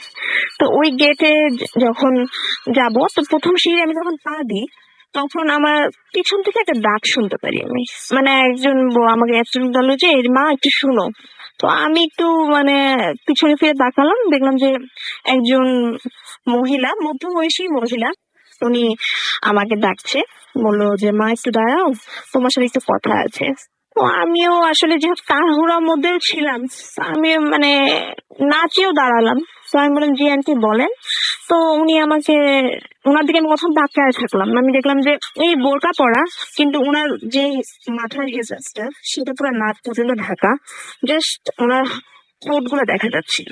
ঠোঁট গুলো মানে বলতে গেলে এতটা কুৎসিত ছিল, মানে পুরো কালো, যেটা আসলে নর্মাল মেয়ে মানুষদের এটা হয় না। তো আমি আসলে মনে মনে হাসছিলাম, আচ্ছা কেমন গার্জিয়ান, মানে এই তখন আসলে বয়সটা এরকম ছিল যে থিং গুলো ওরকমই করতেছিলাম। তো ওটা করার পরে যে আমি ওনাকে বললাম জি আন্টি বলেন। তো উনি আমাকে বলছে যে মা আমার মেয়ের নাম সুমাইয়া, ও ক্লাস 6 পড়ে। তো আজকে আমরা গতকালকে ফেনী থেকে আসি মা, তো ও আজকে সকালে আসলে তাড়াহুড়ার কারণে ও নাস্তা করে আসেনি। তো আমি বললাম যে তো আন্টি আমি কি করবো? তো উনি বলছে যে তুমি মা ওকে একটু পাউরুটি গুলো একটু দিয়ে দিবে, টিফিনটা একটু দিয়ে দিবে, তাহলে আমার জন্য খুব ভালো হতো। তো আমি আসলে যেটা আমার নর্মালি, কারণ আমার অলরেডি ক্লাস স্টার্ট হয়ে গিয়েছে, তো আমি তখন আন্টিকে বললাম যে আন্টি আসলে তো আমার পক্ষে সম্ভব না, আমার ক্লাসটা তো অলরেডি স্টার্ট হয়ে গিয়েছে, তো আপনি কষ্ট করে দিয়ে দিলে ভালো হয়। তো উনি তারপর আমাকে বলছে না মা একটু দিয়ে দাও, আমার একটু কাজ আছে, আমি তাড়াতাড়ি যাবো, তুমি একটু কষ্ট করে দিয়ে দিও। তো তার ভাই আমি যেটা দেখলাম সে তার হাতগুলো এত মানে বিশ্রী দেখতে ছিল, তার নখগুলো মানে এটা স্বাভাবিক না। তার নখগুলো ছিল অনেক বড় বড় আর খুব ময়লা ছিল নখটার মধ্যে। আমি আসলে মনে মনে খুব ফান লাগছিল যে এটা কেমন গার্জিয়ান এভাবে আসছে। তো আমি একটা জিনিস লক্ষ্য করলাম যে একটা মানুষ যখন আমরা যখন বাচ্চাদের টিফিন দিই, অবভিয়াসলি তাদেরকে আমরা বক্সে করে দিই, আর কি টিফিন বক্সে করে দেন আমরা তাদেরকে সেই টিফিনটা দিই। তো আমি দেখলাম যে উনি আসলে কোনো টিফিন বক্স ছেড়ে খালি পাউরুটি, জাস্ট আমাদের পিস করা যে পাউরুটি গুলো থাকে, জাস্ট খালি পাউরুটি আর একটা কলা, ওইটাই দিচ্ছে। তো আমি বললাম যে ঠিক আছে আমি দিয়ে দিব। তো ভাই আমি আরেকটা জিনিস, তখন সেই জিনিসটা আসলে আমার নলেজেও ছিল না, এন্ড আমার তখন ওই টাইমটা ফ্রেন্ডসও ছিল না, কারণ ওই মহিলাটা আমার থেকে 15-20 হাত দূরে ছিল। 15-20 হাত দূরে দাঁড়িয়ে সে আমার সাথে কথা বলছিল। তো এই জিনিসটা তখন আমি টোটালি বুঝতে পারিনি। অ্যান্ড সে ওখান থেকে দাঁড়িয়েই আমাকে পাউরুটিটা দেয়। সে কিন্তু আমার কাছেও আসেনি যে না আমার কাছে এসে উনি আমাকে দিয়েছে, সেটাও না, সে দূর থেকেই আমাকে দেয়। তো এই জিনিসটা আমি তখনও বুঝি নাই, তখন এত খেয়ালও করি নাই যে এরকম কিছু। তো আমি পাউরুটিটা নিলাম, উনি বললো যে মা তুমি একটু দিয়ে দিও, আমার খুব ভালো লাগবে তুমি দিলে। আচ্ছা আমি বললাম ওকে। দেন আমি কিন্তু তখনও এক সিঁড়িতে দাঁড়ালো, 1 নম্বর সিঁড়িতে। তো 2 নম্বর সিঁড়িতে যখন পাড়া দিব, আমি 2 নম্বর সিঁড়িতে পাড়া দিয়ে আমি পিছনে ভাবলাম যে পিছিয়ে ফিরে ওনাকে বলে দিই যে আন্টি আপনি চিন্তা করেন না, আমি দিয়ে দিব। তো আমি যখন পিছিয়ে ফিরার পর আমি দেখেছি পুরো মাঠ ফাঁকা, মানে যে মহিলাটা আমার এখানে দাঁড়ানো ছিল সেও নাই, পুরো মাঠ ফাঁকা। তো আমি আসলে তখন চিন্তা করতে পারতেছিলাম যে আসলে কি হইতেছে। তো এত তাড়াতাড়ি একটা মানুষ কখনোই যাইতে পারে না, দৌড়াইয়া হোক আর হেঁটে হোক, কেউ এত তাড়াতাড়ি যেতে পারে না। কারণ আমি একটা সিঁড়ি মাত্র পাড়া দিচ্ছি। আমি তখন আসলে জিনিসটা এত ফান ভাবে বা এত সিরিয়াসলি নিই নাই, কারণ আমার মাথায় তখন এগুলো কিছুই আসতেছিল না। দেন আমি আসলে তাড়াতাড়ি দৌড়ায় আমি ক্লাসে যাই, ক্লাস অ্যাটেন্ড করার জন্য। তো এদিক দিয়ে কিন্তু আমার মা অলরেডি জানলা দিয়ে তাকায় আছে, কারণ সে বুঝতেছিল, কারণ আমার গেটটা আমার বাচ্চাটাকে দেখা যায় না, জাস্ট আমার ক্লাসরুমটা দেখা যেত, কারণ গেটটা ছিল উল্টো পাশে, তো যে কারণে গেটটা দেখা যেত না। আমার মা একটু মানে জানলা থেকে মানে বুঝাচ্ছে যে কি ব্যাপার এত দেরি কেন, তুমি তো ঢুকলে আমি দেখলাম, তারপরে ওখানে আর কি হলো এটা আমার মা বুঝে নেই। তো আমি তাদের এত কথা না বাড়া আমার ক্লাস স্টার্টে গেলাম। আমার ম্যামও বললো কি ব্যাপার এত দেরি কেন। তো আমি জাস্ট মানে কথাটা এড়াই গেলাম যে ম্যাম কিছু না এমনি এই চলছে। তো আমাদের যখন টিফিন পিরিয়ড, তো ওই টাইমে আমি এই ব্যাপারটা আমার একটা ফ্রেন্ডকে শেয়ার করি যে এরকম এরকম। তো ওকে কিন্তু আমি ভাইয়া এসব জিনিস বলি নাই যে মহিলাটা তো দূরে ছিল বা দূর থেকে আমাকে এরকম করছে, এগুলি কিছু শেয়ার করি নাই। আমি জাস্ট বলছি যে এরকম এরকম একটা আন্টি আমাকে এরকম দিছে, ওনার মেয়ে নাকি আসছে এরকম, ও ক্লাস 6 এ পড়ে, চল আমরা গিয়ে মেয়েটাকে খুঁজি। তো আমার ফ্রেন্ডে বললাম যে ঠিক আছে তাহলে চল যাই। তো গেলাম, কারণ আমিও এক ভাইয়া আমিও কিন্তু নাস্তা না করেই আসছি বাসা থেকে। তো গেলাম পুরো স্কুলে, আমি ক্লাস 6 এ গেলাম। ক্লাস 6 এ গিয়ে আমরা আর কি বলছি যে এরকম এরকম সুমাইয়া নামে কেউ আছে। তো অনেকেই বললো যে না, এই নামে তো কেউ নাই। তো আমাদের শাখা ছিল 2টা, তো আমি পরের শাখাতে আর 3টা ক্লাস যেহেতু এই শাখাতে নাই, তাহলে হয়তো বা পরের শাখাতে আছে। তো পরের শাখাতে গিয়েও দেখলাম যে নেই, মেয়েটাকে পাওয়া যাচ্ছে না, মেয়েটাকে পাওয়া যাচ্ছে না। তো আমি আমার ফ্রেন্ড তখন একটু চিন্তিত হলাম যে কি ব্যাপার, আসলে এই মেয়ের নামে কি নাই নাকি উনি কি আমাকে নাম ভুল বললো। তো পরে আবার আমরা আরেক জায়গায় আমাদের অন্যদিকে বুঝলাম যে আচ্ছা অন্য ক্লাসে আসে কিনা। অন্য ক্লাসে গিয়েও যেই সুমাইয়া, ওই সুমাইয়াটা আমিও চিনি কিন্তু ওই সুমাইয়া সেটা না। তো ওকে আমি জিজ্ঞেস করলাম, ও বললো যে না এটা তো আমারও না। তখন কি আসলে ভাইয়া আমি আমার ফ্রেন্ড খুবই মানে একটু ভয় লাগছিল যে কি ব্যাপার, আমি খুঁজছি মেয়েকে আবার মহিলাটাও এরকম। তখন আমার মনের ভিতরে কেমন যেন লাগতেছিল যে আসলে কি কাহিনীটা কি হইতে যাচ্ছে। আমি ভাই আরেকটা কথা বলে দিই, আমার স্কুলের ভিতরে একটা পুকুর ছিল, পুকুর বা ডোবা বলতে পারেন, পুকুরও না ডোবার মতো ছিল। ওই ডোবাটা অনেক সময় মানে অনেকদিন ধরে ভরাট করার চেষ্টা করছিল আমাদের স্কুল থেকে। স্কুল কমিটি যারা ছিল তারা অনেকদিন ধরে এটা ট্রাই করতেছিল ওইটাকে ভরাট করে, কিন্তু কেউ আসলে পানিটা যতবারই ভরাট করার চেষ্টা করে ততবারই এটা উপরে পানি চলে আসে, মানে ভরাট হতো না জিনিসটা। অনেকদিন ধরে আমরা দেখছিলাম যে আসলে এটা অনেক ভরাট করা ট্রাই করা হয় কিন্তু জিনিসটা ভরাট হয় না। তো পরে আমি আমার ফ্রেন্ড ভাবলাম যে কাজ করি, আমাদের গেটের যে দারোয়ান ওনাকে জিজ্ঞেস করি, হয়তো উনি জানতে পারে। আর আমি এটাও যে হয়তো জিজ্ঞেস করবো যে কোনো মহিলাকে আপনি সকালে আসতে দেখছেন কিনা। তো এটা আমি চিন্তা করলাম যে ওনাকে এই টাইমে এটা জিজ্ঞেস করে দিব। তো আমি আমি আর আমার ফ্রেন্ড গেলাম, আমরা আঙ্কেলকে বলছি আঙ্কেল এরকম এরকম সুমাইয়া নামে কাউকে চিনেন, কে কে আছে। তো আমি তখন আবার ওনাকে এটাও জিজ্ঞেস করলাম যে আঙ্কেল এরকম সকালে কি কোনো মহিলা আসছিল। আমি যখন ঢুকে উনি আমাকে ঢুকতে দেখে, তো উনি আমাকে বললো যে কই না তো আমি এরকম কাউকে দেখিনি। আর তুমি তো আমি যখন ক্লাসরুমের দিকে মানে মাঠের দিকে ঢুকি তখন আমাদের দারোয়ানটা কোনো কাজে উনি বাহিরে যায়। তো উনি বলে না আমি তো ওই টাইমে আসলে দেখি নাই। আর সুমাইয়া নামের এই মেয়ে তো তুমি কোন ক্লাসের কথা বলছো। তো আমি বললাম যে এরকম মেয়েটা ক্লাস 6 এ পড়ে। তো 6 এ পড়া আমি আসলে ওই প্রশ্নর উত্তরটা শোনার জন্য আসলে প্রস্তুত ছিলাম না ভাইয়া। উনি আমাদেরকে যেটা বলে যে এই মেয়েটা তো কয়েকদিন আমাদের 2 বছর আগে এই ডোবাতে পড়ে মারা যায়। এই জিনিসটা যখন শুনি আসলে টোটালি আমিও ঠান্ডার ছিলাম, আমার ফ্রেন্ডও খুবই ঠান্ডার ছিল যে এটা কি শুনলাম। কারণ যে মেয়ের মা এইভাবে টিফিন দিয়ে গেল, তারপর আমি তখন জিজ্ঞেস করি তা ওর মা কোথায়। তো উনি আমাকে যে অ্যান্সারটা দেয় ওর মাও তো রোড অ্যাক্সিডেন্টে মারা যায়। তো এটা শোনার পরে আসলে আমি আমার ফ্রেন্ড আসলে খুবই ভয় পাই। তো তখন আমার ফ্রেন্ড আসলে খুব আমাকে মানে খেপাচ্ছিল যে দেখ তোকে মনে ভূত ধরছে। তো আমি আসলে জিনিসটা আসলে গায়ে লাগাচ্ছিলাম না, কারণ আমি আসলে এইসব জিনিস তখন খুবই মানে বিলিভই করতাম না এই জিনিসগুলো। পরে আমার ফ্রেন্ড আমার ছুটি হলো, আমি বাসায় গেলাম, আমার ফ্রেন্ডরাও গিয়ে আমার মাকে বলছে যে এরকম এরকম তোমাকে তো ভূত ধরছে। তো আমার মা আসলে সাথে সাথে আমাকে মানে ফুটু দাওয়ায় মানে যাতে আমি ভয় টয় না পাই। তো ওই টাইমে আমি আরেকটা কথা বলতে ভুলে গেছি, সরি ভাইয়া, যেটা ছিল কি ওই পাউরুটি আর কলাটা কিন্তু আমাদের হাতেই ছিল। তা যখন আমরা মেয়েটাকে পাইনি আমরা এটা থিঙ্ক করলাম যে ঠিক আছে পাউরুটা ফালাই। পরে আমি আর আমার ফ্রেন্ড পাউরুটি আর কলাটা আমাদের এক জায়গা ছিল, ওখানে আমাকে আমরা ডাস্টবিনের মতো ইউজ করতাম, ওখানে ফালাই দিই। দেওয়ার পরে তখন পরে আমাদের আরো কয়েকজন ফ্রেন্ডকে আমি এইসব কাহিনীটা বলি যে এরকম এরকম। তো ওরা বলে কই দেখি চল পাউরুটি আর কলাটা গিয়ে দেখে আসি। তো ওরা গিয়ে পাউরুটি আর কলাটা দেখছি, যখন যাই আমি গিয়ে দেখি পুরা জায়গাটা লাল পিঁপড়া, লাল বড় বড় পিঁপড়া যেটা বলে ওইটা দিয়ে পুরা জায়গাটা ঘিরে আছে, কিন্তু পাউরুটিও নেই কলাও নেই। কিন্তু আমরা যতটুকু জানি যে জায়গা আমি ফালাইছি ওই জায়গায় কখনো আমাদের কোনো মানুষ যায় না সাধারণত, এত যাই না, এটা আমরা সবাই জানি। কিন্তু ওখান থেকে তাহলে পাউরুটি কলাটা কে নিল? ইভেন বিলাই বলে ওরাও একজন দিয়ে, কারণ ওই জায়গাটা পুরো লাগানো ছিল, ইভেন অনেক বড় করে দেয়াল দেওয়া ছিল। এই চিন্তা আসলে আমরা কেউই চিন্তা করি নাই যে এরকম কিছু আর কিছু হবে বা এরকম কিছু ভাববো। তো আর ভাইয়া আসলে কি ফুল কাহিনী পরেটা, কারণ আমি আসলে অনেক ভয় পাই, খুবই ভয় পাই এই জিনিসটা যখন হয় এবং যখন চিন্তা করলাম খুব ভয় পাই। Thank you. Bhoot FM tonight.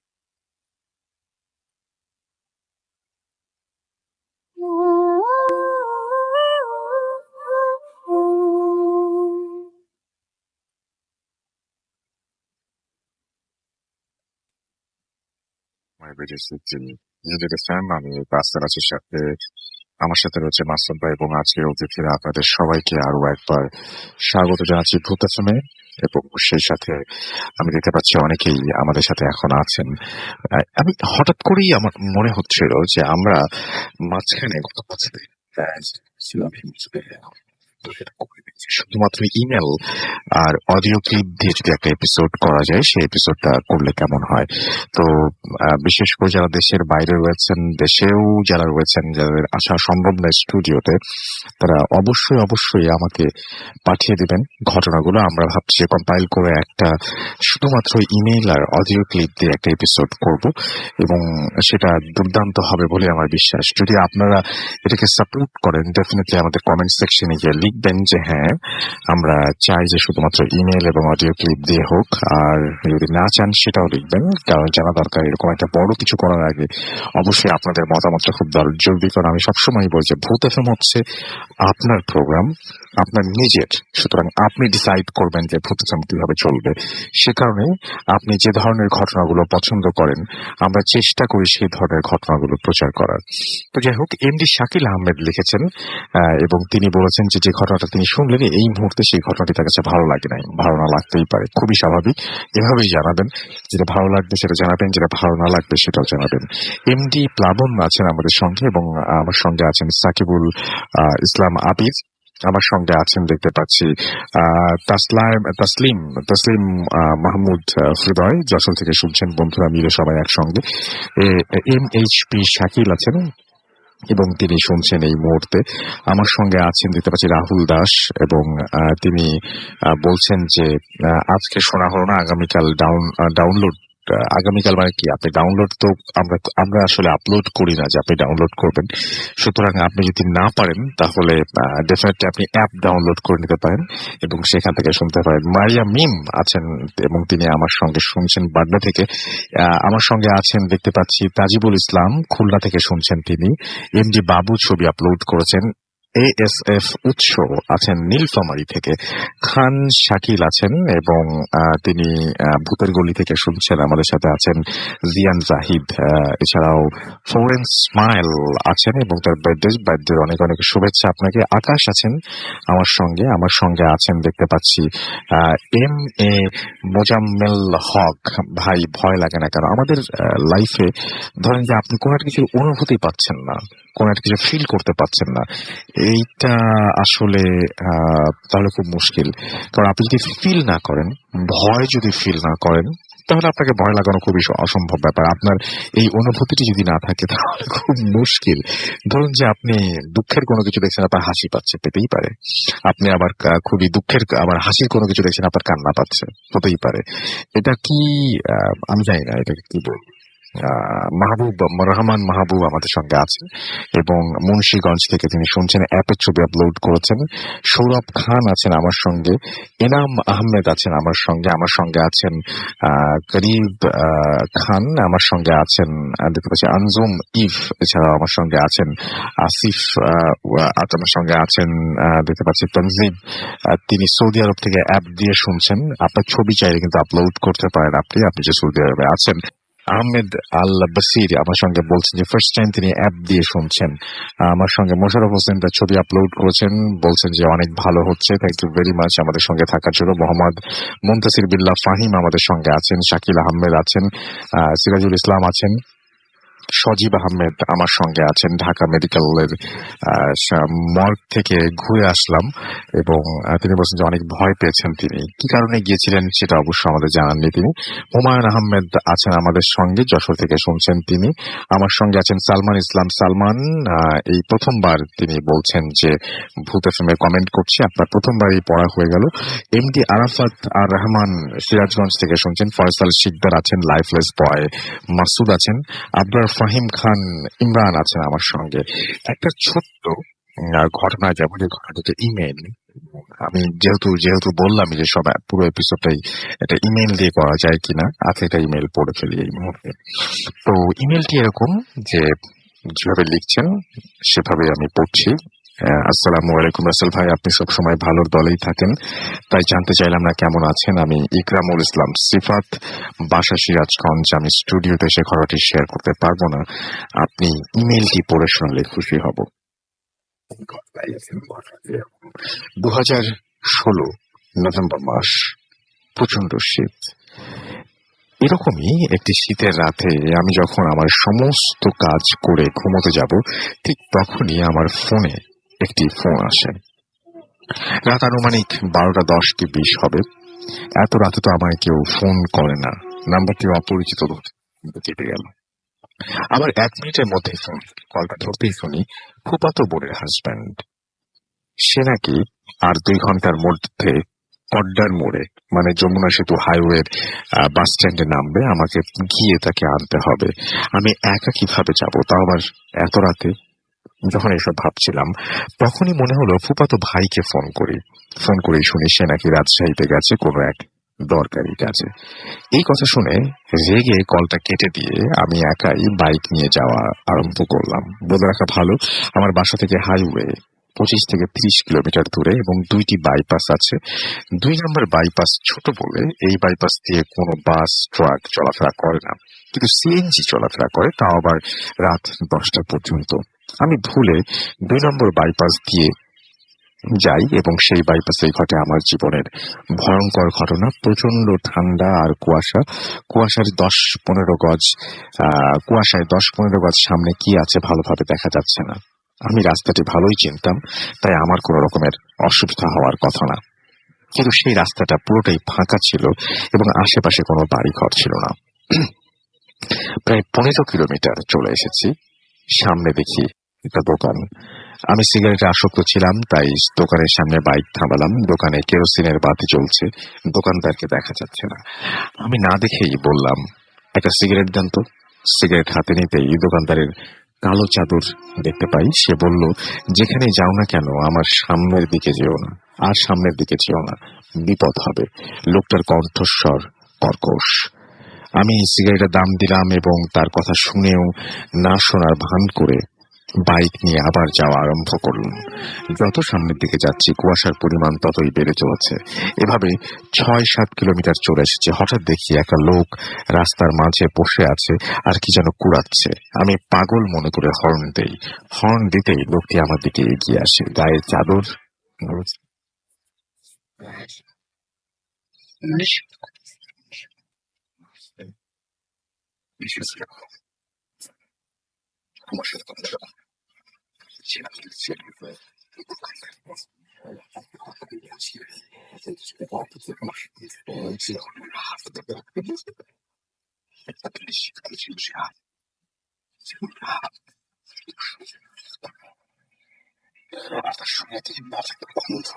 নাকে এসে লাগছে যেন সে মরে গেছে এবং মানুষ মারা গেলে যেরকম দুর্গন্ধ হয় ঠিক তেমন। হঠাৎ করে মুখের দিকে তাকাই, বলে বুঝাতে পারবো না কি ভয়ঙ্কর ছিল সে মুখ। বিভৎস ভাবে এক পাশে থেতলে আছে, অজর ধারায় রক্ত পড়ছে। এই দৃশ্য দেখে আমি সেন্সলেস হয়ে যাই আর নিজেকে আবিষ্কার করি একটা সিএনজির হর্ন শুনে। আর আমি আমার বাইক থেকে 20-25 গজ দূরে ছিলাম। আমি কিভাবে বাইক থেকে 20-25 গজ দূরে? সিএনজি ড্রাইভার বলল, কি হয়েছে, তুমি এখানে এইভাবে পড়ে আছো কেন? সব খুলে বললাম তাকে এবং সে বলল, আমিও তাকে অনেকবার দেখেছি। আমি এখনো একটা প্রশ্নের উত্তর পাইনি, এত অন্ধকারেও আমি তার মুখ আর অঝোর ধারায় রক্ত পড়ার দৃশ্য কিভাবে দেখেছিলাম। এটাই আমার ঘটনা। ভালো লাগলে পড়ে শোনাবেন। তো এটা ছিল ঘটনা, এবং এই ঘটনার পরে একটা ছোট্ট বিরতি নিতে হচ্ছে। বিরতির পরে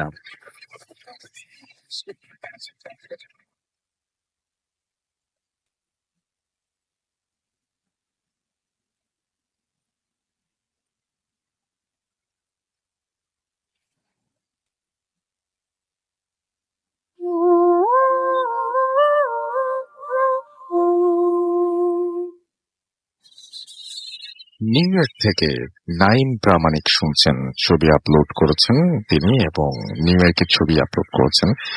এই মুহূর্তে আমার সঙ্গে আছেন আরো অনেকেই। আমাদের যে রেডিও ফুর্তি পেজ, সেই পেজ থেকে পড়ছি এমডি জামিউল ইসলাম জামিল আছেন, শাকিল শাহরিয়ার আছেন, মোহাম্মদ সাগর আছেন, জিল্লুর রহমান আছেন আমাদের সঙ্গে, মোহাম্মদ ওসমান সাদি আছেন, ফারজানা দোলা আছেন রিফাত ইসলাম, হাসানুল হক বন্যা, এমডি সোহেল রানা, হাসান শফিউল আলম, নীল নাজির, নিরাশ চন্দ্র, হিমেল তুষার, সিকান্দার শেখ, এসকে সুজিত দাস আমার সঙ্গে আছেন। এছাড়াও দেখতে পাচ্ছি শাহেদ ঝিনাইদা থেকে শুনছেন তিনি আমার সঙ্গে আছেন, আরমান আহমেদ, তারা সবাই মিলে শুনছেন। দীপ দত্ত আছেন টাঙ্গাইল থেকে অ্যাপ দিয়ে শুনছেন, আর কে রিফাত আছেন, শান্ত পারভেজ আছেন আমার সঙ্গে আছেন সুমন হবিগঞ্জ থেকে অ্যাপ দিয়ে শুনছেন, মহসিন ভুঁইয়া লিমন আমার সঙ্গে আছেন অ্যাপ দিয়ে শুনছেন, রাউজান খান বাবু আমাদের সঙ্গে আছেন, এবং তিনি বলছেন প্রোগ্রামের জন্য শুক্রবার রাতটা তো স্পেশাল হয়।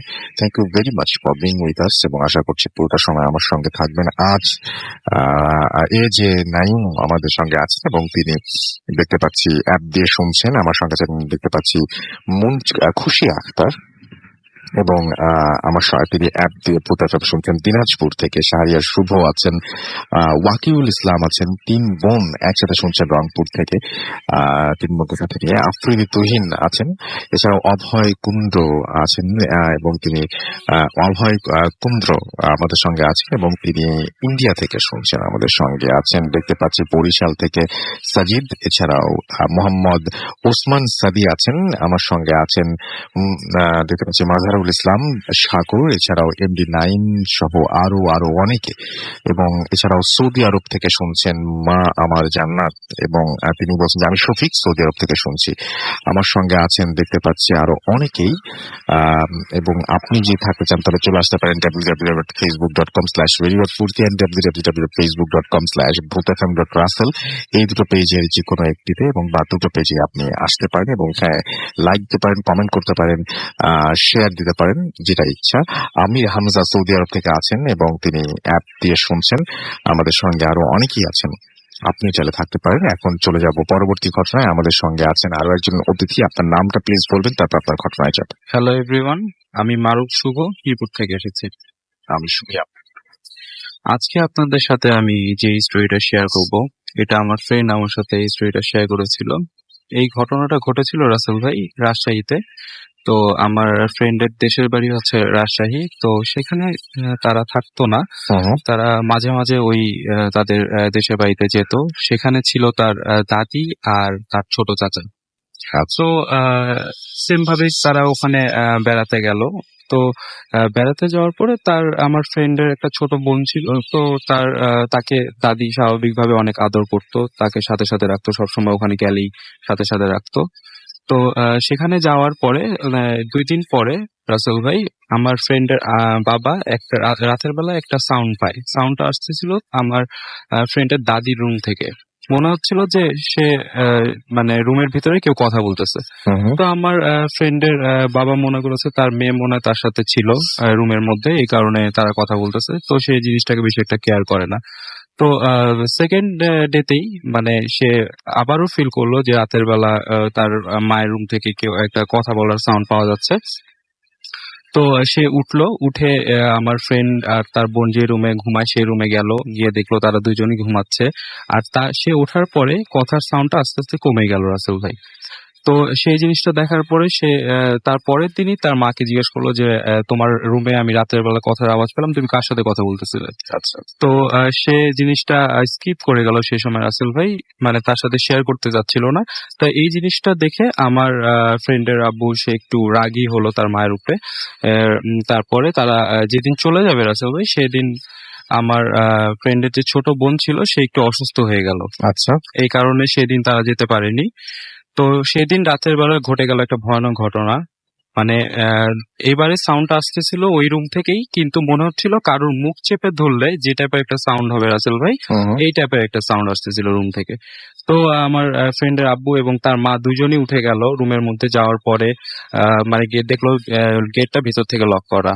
তো তারা চাবি দিয়ে গেটটা খুলে দেখলো একটা ভয়ানক দৃশ্য। সে দেখলো তার মায়ের মুখ একটা ছোট বাচ্চা মেয়ে চেপে ধরে রয়েছে, আর সে বাচ্চা মেয়ের চেহারাটা সেম তার মায়ের মতো। আচ্ছা এই জিনিসটা দেখার পরে রাসেল ভাই, আমার ফ্রেন্ডের যে মা, সে সাথে সাথে ওই জায়গায় সেন্সলেস হয়ে যায়। আর সেই জিনিসটা তাদেরকে দেখে বিড়ালের মতো করে রাসেল ভাই জানালা দিয়ে বিড়াল যেভাবে বের হয়ে যায় সেম ওইভাবে করে বের হয়ে চলে গেল, আচ্ছা, মানে জাম্প করে চলে জাম্প যায়। করে চলে গেল। আচ্ছা। হ্যাঁ, তারপরে আমার ফ্রেন্ডের আব্বা তার ছোট ভাইকে ডাকলো। তারপরে তার মায়ের অবস্থা অনেক খারাপ হয়ে গিয়েছিল রাসেল ভাই। তাকে পানি খাওয়ালো, কিন্তু তার সেন্স ছিল না। মানে তাকে পানি দিল মুখের মধ্যে, তার সেন্স ছিল না। তারপরের দিন সকালবেলা ডাক্তার এনে দেখানো হলো। তারপর তার সেন্স বিকালের দিকে ফিরে আসলো। তার সেন্স আসার পরে সেই ব্যাপারটা, পুরো ঘটনাটা পুরো ফ্যামিলির সাথে শেয়ার করলো। সে বলল যে এই ঘটনার তার সাথে রেগুলার হচ্ছে এবং সে একা একা থাকে। এই কারণে মানে ফার্স্টে এই জিনিসটাকে সে ওয়াশরুমে গেটের সামনে একদিন দেখেছিল, তারপরে থেকে জিনিসটা তার আশেপাশেই থাকে এবং তারা এতদিন ধরে এখানে আছে এবং তার নাতনিকে সে আদর করছে, এই জিনিসটা সে মেনে নিতে পারছিল না। এই কারণে সে মানে সেদিন মানে তার উপরে এইভাবে অ্যাটাক করে। আর তারা যদি ওই দিন ওই ফ্ল্যাটে না থাকতো তাহলে মনে হয় আজকে সে বেঁচে থাকতো না আর কি রাসেল ভাই। তারপরে ওই ফ্ল্যাটটাকে হুজুর দিয়ে ওখানে মিলাদ পড়ানো হয়। তারপরে মিলাদ পড়ানোর পরে আমার ফ্রেন্ডের দাদিকে তারা ঢাকায় নিয়ে চলে আসে। মানে সে এখন সুস্থ হয়ে আছে রাসেল ভাই। এই ছিল আমার ঘটনা রাসেল ভাই। Thank you very much. অনেক ধন্যবাদ আপনাকে আপনার ঘটনার জন্য, এবং আশা করছি যে আপনাদের সবারই ঘটনাটি ভালো লেগেছে। এবং আপনি যদি ঘটনা শেয়ার করতে চান তাহলে আমাদের অ্যাড্রেসটা হচ্ছে bhuthfm@radio.fm, which is bhwthfm@radio.fm। আপনার নাম, ঠিকানা এবং ফোন নাম্বার সহ আপনার জীবনে ঘটে যাওয়া সেরা ঘটনা লিখে পাঠিয়ে দিন আমাদের কাছে। ঘটনার শুরুতে অবশ্যই উল্লেখ করুন যে ঘটনাটা আপনি স্টুডিওতে এসে শেয়ার করতে চান, নাকি আপনি চান আপনার ঘটনা আমরা পড়ে শোনাই। যারা দেশের বাইরে রয়েছেন সরাসরি অডিও ক্লিপ পাঠিয়ে দিতে পারেন, বা আপনি আমাকে লিখেও পাঠাতে পারেন, এবং সেটা আপনার ব্যাপার। এবং আমি একটু আগে যেরকম বললাম যে একটা এপিসোড করতে চাই এই মান্থে না, ডেফিনেটলি নেক্সট মান্থে, এবং নেক্সট মান্থের মাঝামাঝি বা শেষের দিকে যদি আমরা এরকম শুধুমাত্র অডিও ক্লিপ এবং ইমেইল পাঠাবেন, তাহলে আগামী সপ্তাহের মধ্যে আপনি সেটি পাঠিয়ে দিন। কারণ আপনাদের সেই ইমেইলগুলো এবং আপনাদের সেই অডিও ক্লিপগুলো আলাদা করে তারপরে আমাকে সেই এপিসোডটির জন্য প্রিপারেশন নিতে হবে। তো যাই হোক, এখন চলে যাব পরবর্তী ঘটনা। আপনার নামটা প্লিজ একটু বলবেন, তারপর আপনার ঘটনায় যাব। আসসালামু আলাইকুম লিসেনার্স, আমি সোহান, এসেছি ঢাকার বাড্ডা থেকে, বর্তমানে গুলশান কলেজে পড়ছি। তো সরাসরি আমি আমার ঘটনায় চলে যাচ্ছি। ঘটনাটা আমার ফ্রেন্ডের কাছ থেকে নেয়। এটা হচ্ছে ঢাকা মেডিকেলের একটি ঘটনা। তো আমার ফ্রেন্ড তার মা অসুস্থ থাকার কারণে ঢাকা মেডিকেলে তাকে থাকতে হয় তার মায়ের সাথে। তো একদিন মধ্যরাতে তার মায়ের ওষুধ আনার জন্য ইমিডিয়েটলি তাকে নিচে যেতে হবে। তো ও চিন্তা করলো লিফট ব্যবহার করা উচিত। তো ও লিফটের ওখানে গিয়ে লিফটের বাটনে বারবার ক্লিক করছিল। এমন অবস্থায় তার পাশ থেকে একজন লোক এসে বলল, প্লিজ এই কাজটা করবেন না, আপনি এই লিফটে যাবেন না, কারণ এটা জীবিত মানুষদের জন্য নয়, এই লিফটটা মৃত মানুষদের জন্য। এই কথাটা বলে লোকটা ওখান থেকে আস্তে করে চলে গেল। আর সে কিছুটা মানে কৌতূহল হলো যে বিষয়টা মানে কিরকম। তো বিষয়টা আমলে না নিয়ে সে ওই লিফটেই উঠলো। লিফটে ওঠার পর লিফটের দরজাটা বন্ধ হলো, সাথে সাথেই আবার দরজাটা খুলে গেল। সে দেখতে পেল তার বরাবর লিফটের বাইরে একজন লোক একটা স্ট্রেচারে একটা লাশ নিয়ে দাঁড়িয়ে আছে। তো যথারীতি লোকটা ভিতরে ঢুকলো লাশ নিয়ে। তো লিফটটা আবার চলতে শুরু করলো, নিচের দিকে যেতে শুরু করলো। আর এমত অবস্থায় লিফটের ভেতর প্রচন্ড বাতাস, আর বাতাসের সময় ওই লাশের মুখ থেকে কাপড়টা সরে যায়। আর ও দেখতে পায় এই লাশটা মানে আর কারোরই না, কিছুক্ষণ আগে যে লোকটা তাকে বলেছিল যে এই লিফটে উঠবেন না, এটা মৃত মানুষদের জন্য, এটা সেই লোকটারই লাশ ছিল। এটা দেখার পর সে জাস্ট চোখটা বন্ধ করে আল্লাহর নাম নিতে থাকে, যা দোয়া দূর পারে পড়তে থাকে। একটা পর্যায়ে লিফট নিচে আসলে সে লিফট থেকে দৌড়ে ছুটে চলে যায়। তো তারপর সিকিউরিটি গার্ডকে বললে সিকিউরিটি গার্ড বিষয়টা বলে যে এখানে অনেক অদ্ভুত কিছুই হয়, আর মানে ঢাকা মেডিকেলে এরকম হয়েই থাকে সচরাচর, আপনার সাথে আরো খারাপ কিছু হতে পারে। তো আজও ও এই প্রশ্নের উত্তরটা খুঁজে পায় না যে 1.5 থেকে 2 মিনিটের মধ্যে তার সাথে কি হলো, লোকটা তাকে এসে বলল, আর ওই লোকটাই লাশ হয়ে ফিরল। তো এই ছিল ভাই আমার ঘটনা। Thank you so much. Thank you আপনার ঘটনার জন্য আপনাকে অনেক ধন্যবাদ। আমরা এখন একটা অডিও ক্লিপ না, আমরা সরাসরি একটা ইমেইলে চলে যেতে পারি। একটা ইমেল শুনবো এবং সেই ইমেলটি পাঠিয়েছেন আমাদের একজন লিসেনার, যেভাবে লিখেছেন ফারহানুর রহমান। আমি সেভাবেই পড়ছি। রাসেল ভাই সালাম নিবেন, কেমন আছেন তা বললাম না, কারণ আমি জানি আপনি সব সময় ভালোর দলে। কিছু কারণবশত আমি স্টুডিওতে এসে ঘটনা শেয়ার করতে পারলাম না, সেজন্য আমি দুঃখিত। ঘটনাটি পড়ে শোনালে খুশি হব। আমি ভূত ফেমের একজন নিয়মিত লিসেনার। আমি ফারহানুর রহমান রবিন, বাড়ি নাটোর জেলা লালপুর উপজেলায়, পেশায় একজন সংবাদকর্মী। উপজেলা প্রতিনিধি হিসেবে কাজ করায় এলাকায় আমার ভালোই নাম ডাক আছে, সবাই সাংবাদিক রবিন বললেই চেনে।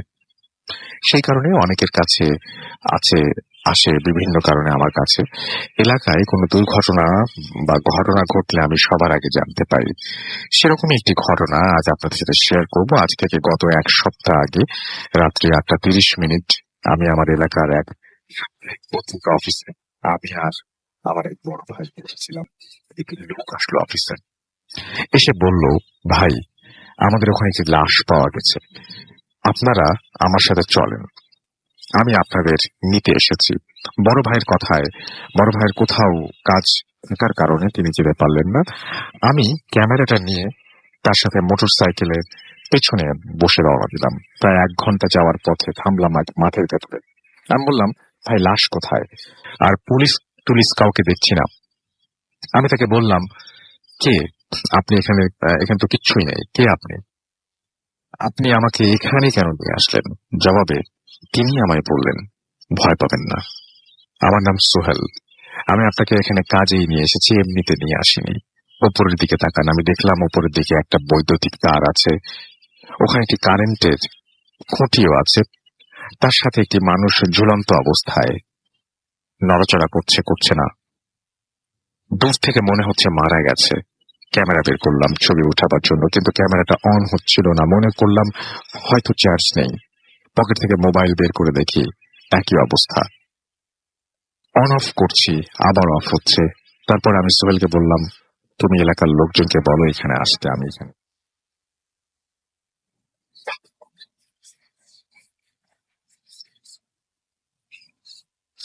ভাই 10টা বাজে, এখানে একা থাকবেন, ভয় পাবেন না তো? আমি বললাম, আরে ভাই না, আমি এগুলো তো অভ্যস্ত, আমার ভয় লাগে না। সোহেল মোটরসাইকেল স্টার্ট দিল আর বলল, ভাই লাশটি তাড়াতাড়ি দাফন করার ব্যবস্থা।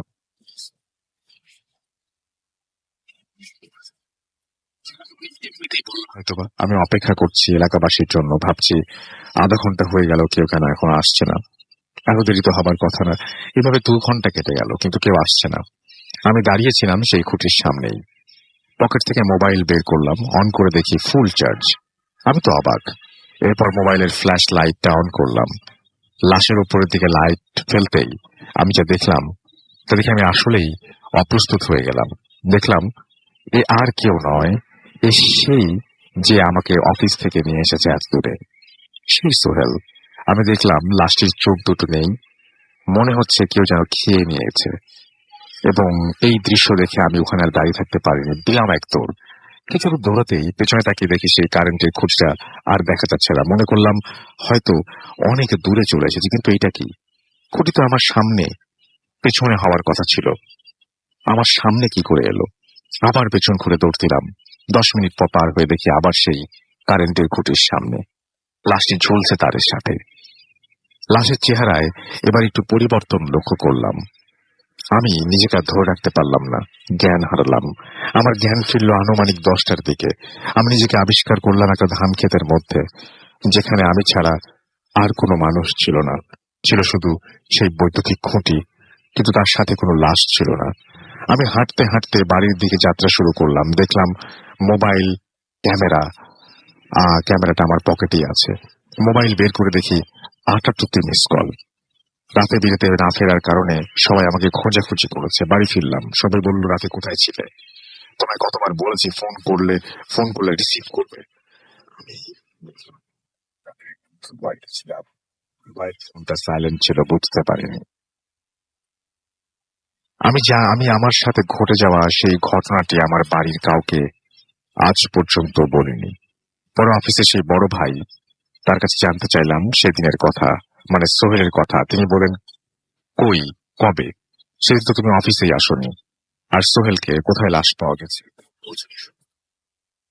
শুনে আমি পুরোই অবাক, এবং আমার সাথে ঘটে যাওয়া এই রহস্য আমি আজ পর্যন্ত খুঁজে পাইনি। এই ছিল ঘটনা। যদি আপনার ঘটনা সত্যি হয়, যদি আপনার সাথে এটা সত্যি ঘটে থাকে, তাহলে ব্যাপারটা খুবই রহস্যজনক। এবং আমি সবসময় আশা করি যে ভূত FM যারা ঘটনা পাঠান, তারা শুনলেও সেটা যাচাই বাছাই করে পাঠান বা সত্য ঘটনা পাঠান। আমি সেটাই এক্সপেক্ট করব, কারণ আমি আপনার মাথার ভেতরে ঢুকে দেখতে পারবো না আপনি সত্যি বলছেন।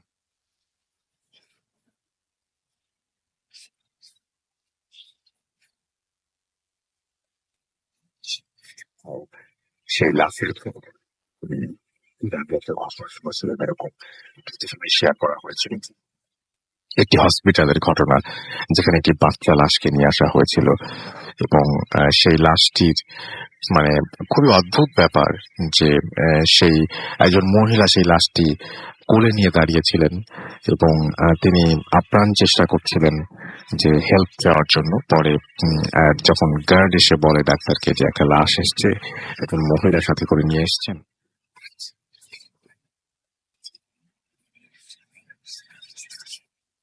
এরপরে তিনি বাচ্চাটাকে ভেতরে ঢুকলেন মা সহ, এবং মা একদম মানে নবজাত বাচ্চা। তারপরে সেই মা এসে সেই বাচ্চাটিকে যখন রুমের মধ্যে শুইয়ে দেয়, তখন তিনি বাচ্চাটা অলরেডি মারা গেছে। এবং তারপরে তিনি কোনো একটা কারণে সম্ভবত কাউকে ডাকতে বা আচ্ছা, তিনি তারপরে সামনে তাকিয়ে দেখেন যে মাটি নেই। মাকে খুঁজতে তিনি সেই ঘর থেকে বেরিয়ে আসেন, এবং সেই ঘর থেকে বেরিয়ে এসে তিনি দেখেন যে যেই গার্ডটির খবর দিয়েছিল, সেই গার্ডটি ওখানে অন্য একজন আছে। তিনি তখন তাকে জিজ্ঞেস করেন যে কি ব্যাপার, তুমি আমাকে ডাকলে, একটা মহিলা আসলো, সেই মহিলা নাই, এরকম ধরনের এটা ঘটেছে। আমি তো আজকে ডিউটিতে আছি, এবং যার কথা আপনি বলছেন যে আপনাকে ডেকেছে, সে তো ডিউটিতেই আজকে আসেনি। আমার হঠাৎ করে এই ঘটনাটা পড়ে ওই ঘটনাটার কথা মনে পড়ে গেল আর কি।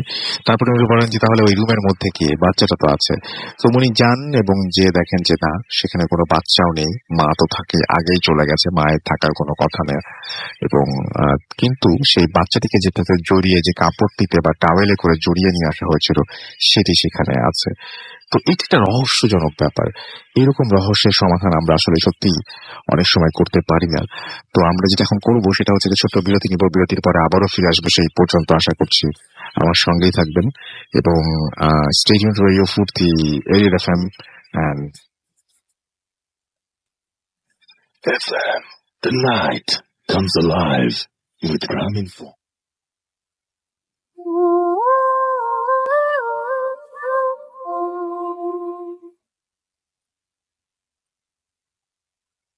Welcome back. শুনছেন সবসময় রেডিও ফুর্তি FM। আমি রাসেল আছি সাথে, আমার সাথে রয়েছে মাসিফা, এবং আজকের অতিথিরা। চলে যাব আমাদের পরবর্তী ঘটনায়, মারুফ শুভর কাছে আরো একবার। হ্যালো এভরিওয়ান, আমি মারুফ শুভ। আপনাদের সাথে এখন আমি যে স্টোরিটা শেয়ার করব, এটা আমার আঙ্কেলের সাথে ঘটেছে। ঘটনাটা ঘটেছে পুরান ঢাকার নারিন্দা বুথের গলিতে। তো তারা একটা বাসা ভাড়া নেয় রাসেল ভাই। সেই বাসার একটু বর্ণনা আমি দিতে চাই। সেই বাসাটা ছিল 2 তলা, এবং বাসাটার সামনে মানে গার্ডেনের মতো একটা জায়গা ছিল। আর আমার আঙ্কেল বাসাটার নিচতলায় ওনাদের লিভিং রুম ছিল, সেই লিভিং রুমেই থাকতো, আর তার ফ্যামিলি দোতলায় থাকতো। তো ওইখানে যাওয়ার পরে রাতের বেলা সে এমনি রাত জেগে পড়ে। তো সে রাত জেগে পড়তো, এবং তার একটা কুকুর ছিল, সেই কুকুরটা আর কি ওই বাউন্ডারির মধ্যে এসে ছেড়ে দিত। তো কিছুদিন যাওয়ার পরে ওই বাসাটার ঠিক সামনে বাসায় একটা ভদ্রলোক ছিল, সে আমার আঙ্কেলকে ডেকে একদিন বললো যে বাবা, তোমাকে আমি রাত্রেবেলা ওই গার্ডেনে ঘোরাফেরা করতে দেখি, তুমি রাতের বেলা ওখানে বেশি হাঁটাচলা করো না। তো আমার আঙ্কেল বললো যে কেন আঙ্কেল, এটা কিসের জন্য? পরে সে বললো যে না, কোনো সমস্যা নাই, তুমি হেঁটো না রাত্রেবেলা। তো সেই বিষয়টাকে বেশি কেয়ার করলো না। তো 1 থেকে 2 দিন পরে রাসেল ভাই তার কুকুরটা রাতের বেলা যখন ওই গার্ডেনের মধ্যে ছেড়ে দেওয়া হতো, তখন সে রেগুলার চিল্লাচিল্লি করতো। তার নাম ধরে ডাকলে সে চুপ হয়ে যেত। তো একদিন রাতের বেলা সে কুকুরটা সেম ভাবে চিল্লাচিল্লি করতেছিল রাসেল ভাই। তো তাকে ডাকতেছিল, কিন্তু সে এক ইয়েতে সে চিল্লাচ্ছিল। তো কিছুক্ষণ পরে সেই কুকুরটা দৌড়ে রুমের ভিতরে চলে আসলো এবং আমার আঙ্কেল যেই সোফার মধ্যে বসে পড়তেছিল সেই সোফার নিচে ঢুকে সে কাঁপতেছিল। এটা দেখে আমার আঙ্কেল একটু ভয় পেয়ে গেল যে ও তো এরকম ভাবে কোনো ইয়ে করে না, ও তো সবসময় নর্মাল থাকে। তো সে বাইরে গেল, সে বাইরে গিয়ে টর্চ লাইট মেরে দেখলো কোনো জায়গায় কোনো কিছুই না। তো সে ওই দিন মেন গেটটা বন্ধ করে সে পড়তেছিল। তো রাত তখন 2:30টার মতো বাজে, সে স্মোক করতো। তো সে স্মোক করার জন্য বাইরে গেল। তো যখনই সে গেটটা খুললো রাসেল ভাই, সে দেখলো তার গার্ডেনে পেয়ারা গাছ ছিল একটা, সেই পেয়ারা গাছের নিচে একটা মহিলা বসে আছে এবং তাকে দেখে সাথে সাথে ওই গাছের উপরে উঠে গেছে। তো এই জিনিসটা দেখে সে ফার্স্টে বুঝতে পারিনি সে জিনিসটা কি ছিল। তো সে টর্চ লাইট আর একটা লাঠি নিয়ে সে কে করতে করতে সে গাছটার সামনে গেল। সে যখন গাছের সামনে গেল রাসেল ভাই, সে দেখলো ওই জিনিসটা গাছের উপরে দাঁড়িয়ে আছে এবং তার দিকে একদৃষ্টিতে তাকিয়ে হাসছে। এই জিনিসটা দেখে সে দৌড়ে রুমের মধ্যে ব্যাক করে। আর এই ব্যাপারটা সে নিতে পারেনি ওই দিন রাত্রে, তার জ্বর চলে আসে রাসেল ভাই। পরের দিন সকালে এই জিনিসটা ওনার ফ্যামিলিকে সে শেয়ার করে, কিন্তু তার ফ্যামিলির কোনো মেম্বারই তার এই ব্যাপারটা বিশ্বাস করে না, তাকে বলে তুই ভুল দেখেছিস। তো সে অসুস্থ, তখনও অসুস্থ ছিল। একদিন রাতে তার মা তার রুমে এসেছিল রাতের বেলা, সে দেখলো তার পায়ের সামনে ঠিক সেম ওই জিনিসটাই বসে আছে। এই জিনিসটা দেখার পরে তার ফ্যামিলির সবাই বিশ্বাস করলো যে না, তার সাথে এই ব্যাপারটা আসলেই ঘটেছিল রাসেল ভাই। তারপরে তারা ওই বাসায় আর বেশি দিন থাকেনি। এই ছিল আমার স্টোরি, সেকেন্ড স্টোরি রাসেল ভাই। Thank you so much. Thank you so much. আমি দেখতে পাচ্ছি যে মশিউর রহমান রিফাত লিখেছেন যে 3 বছর পরে তিনি আবারও ভূত এফএম শুনছেন, একটা ভয় লাগছে। Welcome back Moshiur Rahman Rifat. আশা করছি এরপর থেকে আপনাকে আবারও পাবো। সাবির খান আছেন আমাদের সঙ্গে এবং তিনি বললেন যে খুব মজার ব্যাপার যে আমি এই যে পুরোনো ঘটনাটা যে শেয়ার করলাম, তারপরে অসংখ্য মেসেজে শুধুমাত্র এই ঘটনাটির কথাই বলছেন, যেটা শুনেছেন সবাই, এটা জানেন সবাই। এবং কেউ বলছেন যে না, গার্ড ডাকেননি, নার্স ডেকেছেন। এবং সাবির খান যেমন বলছেন যে ব্রাহ্মণবাড়িয়ার একজন ডাক্তার বলেছিলেন এই ঘটনাটি। আর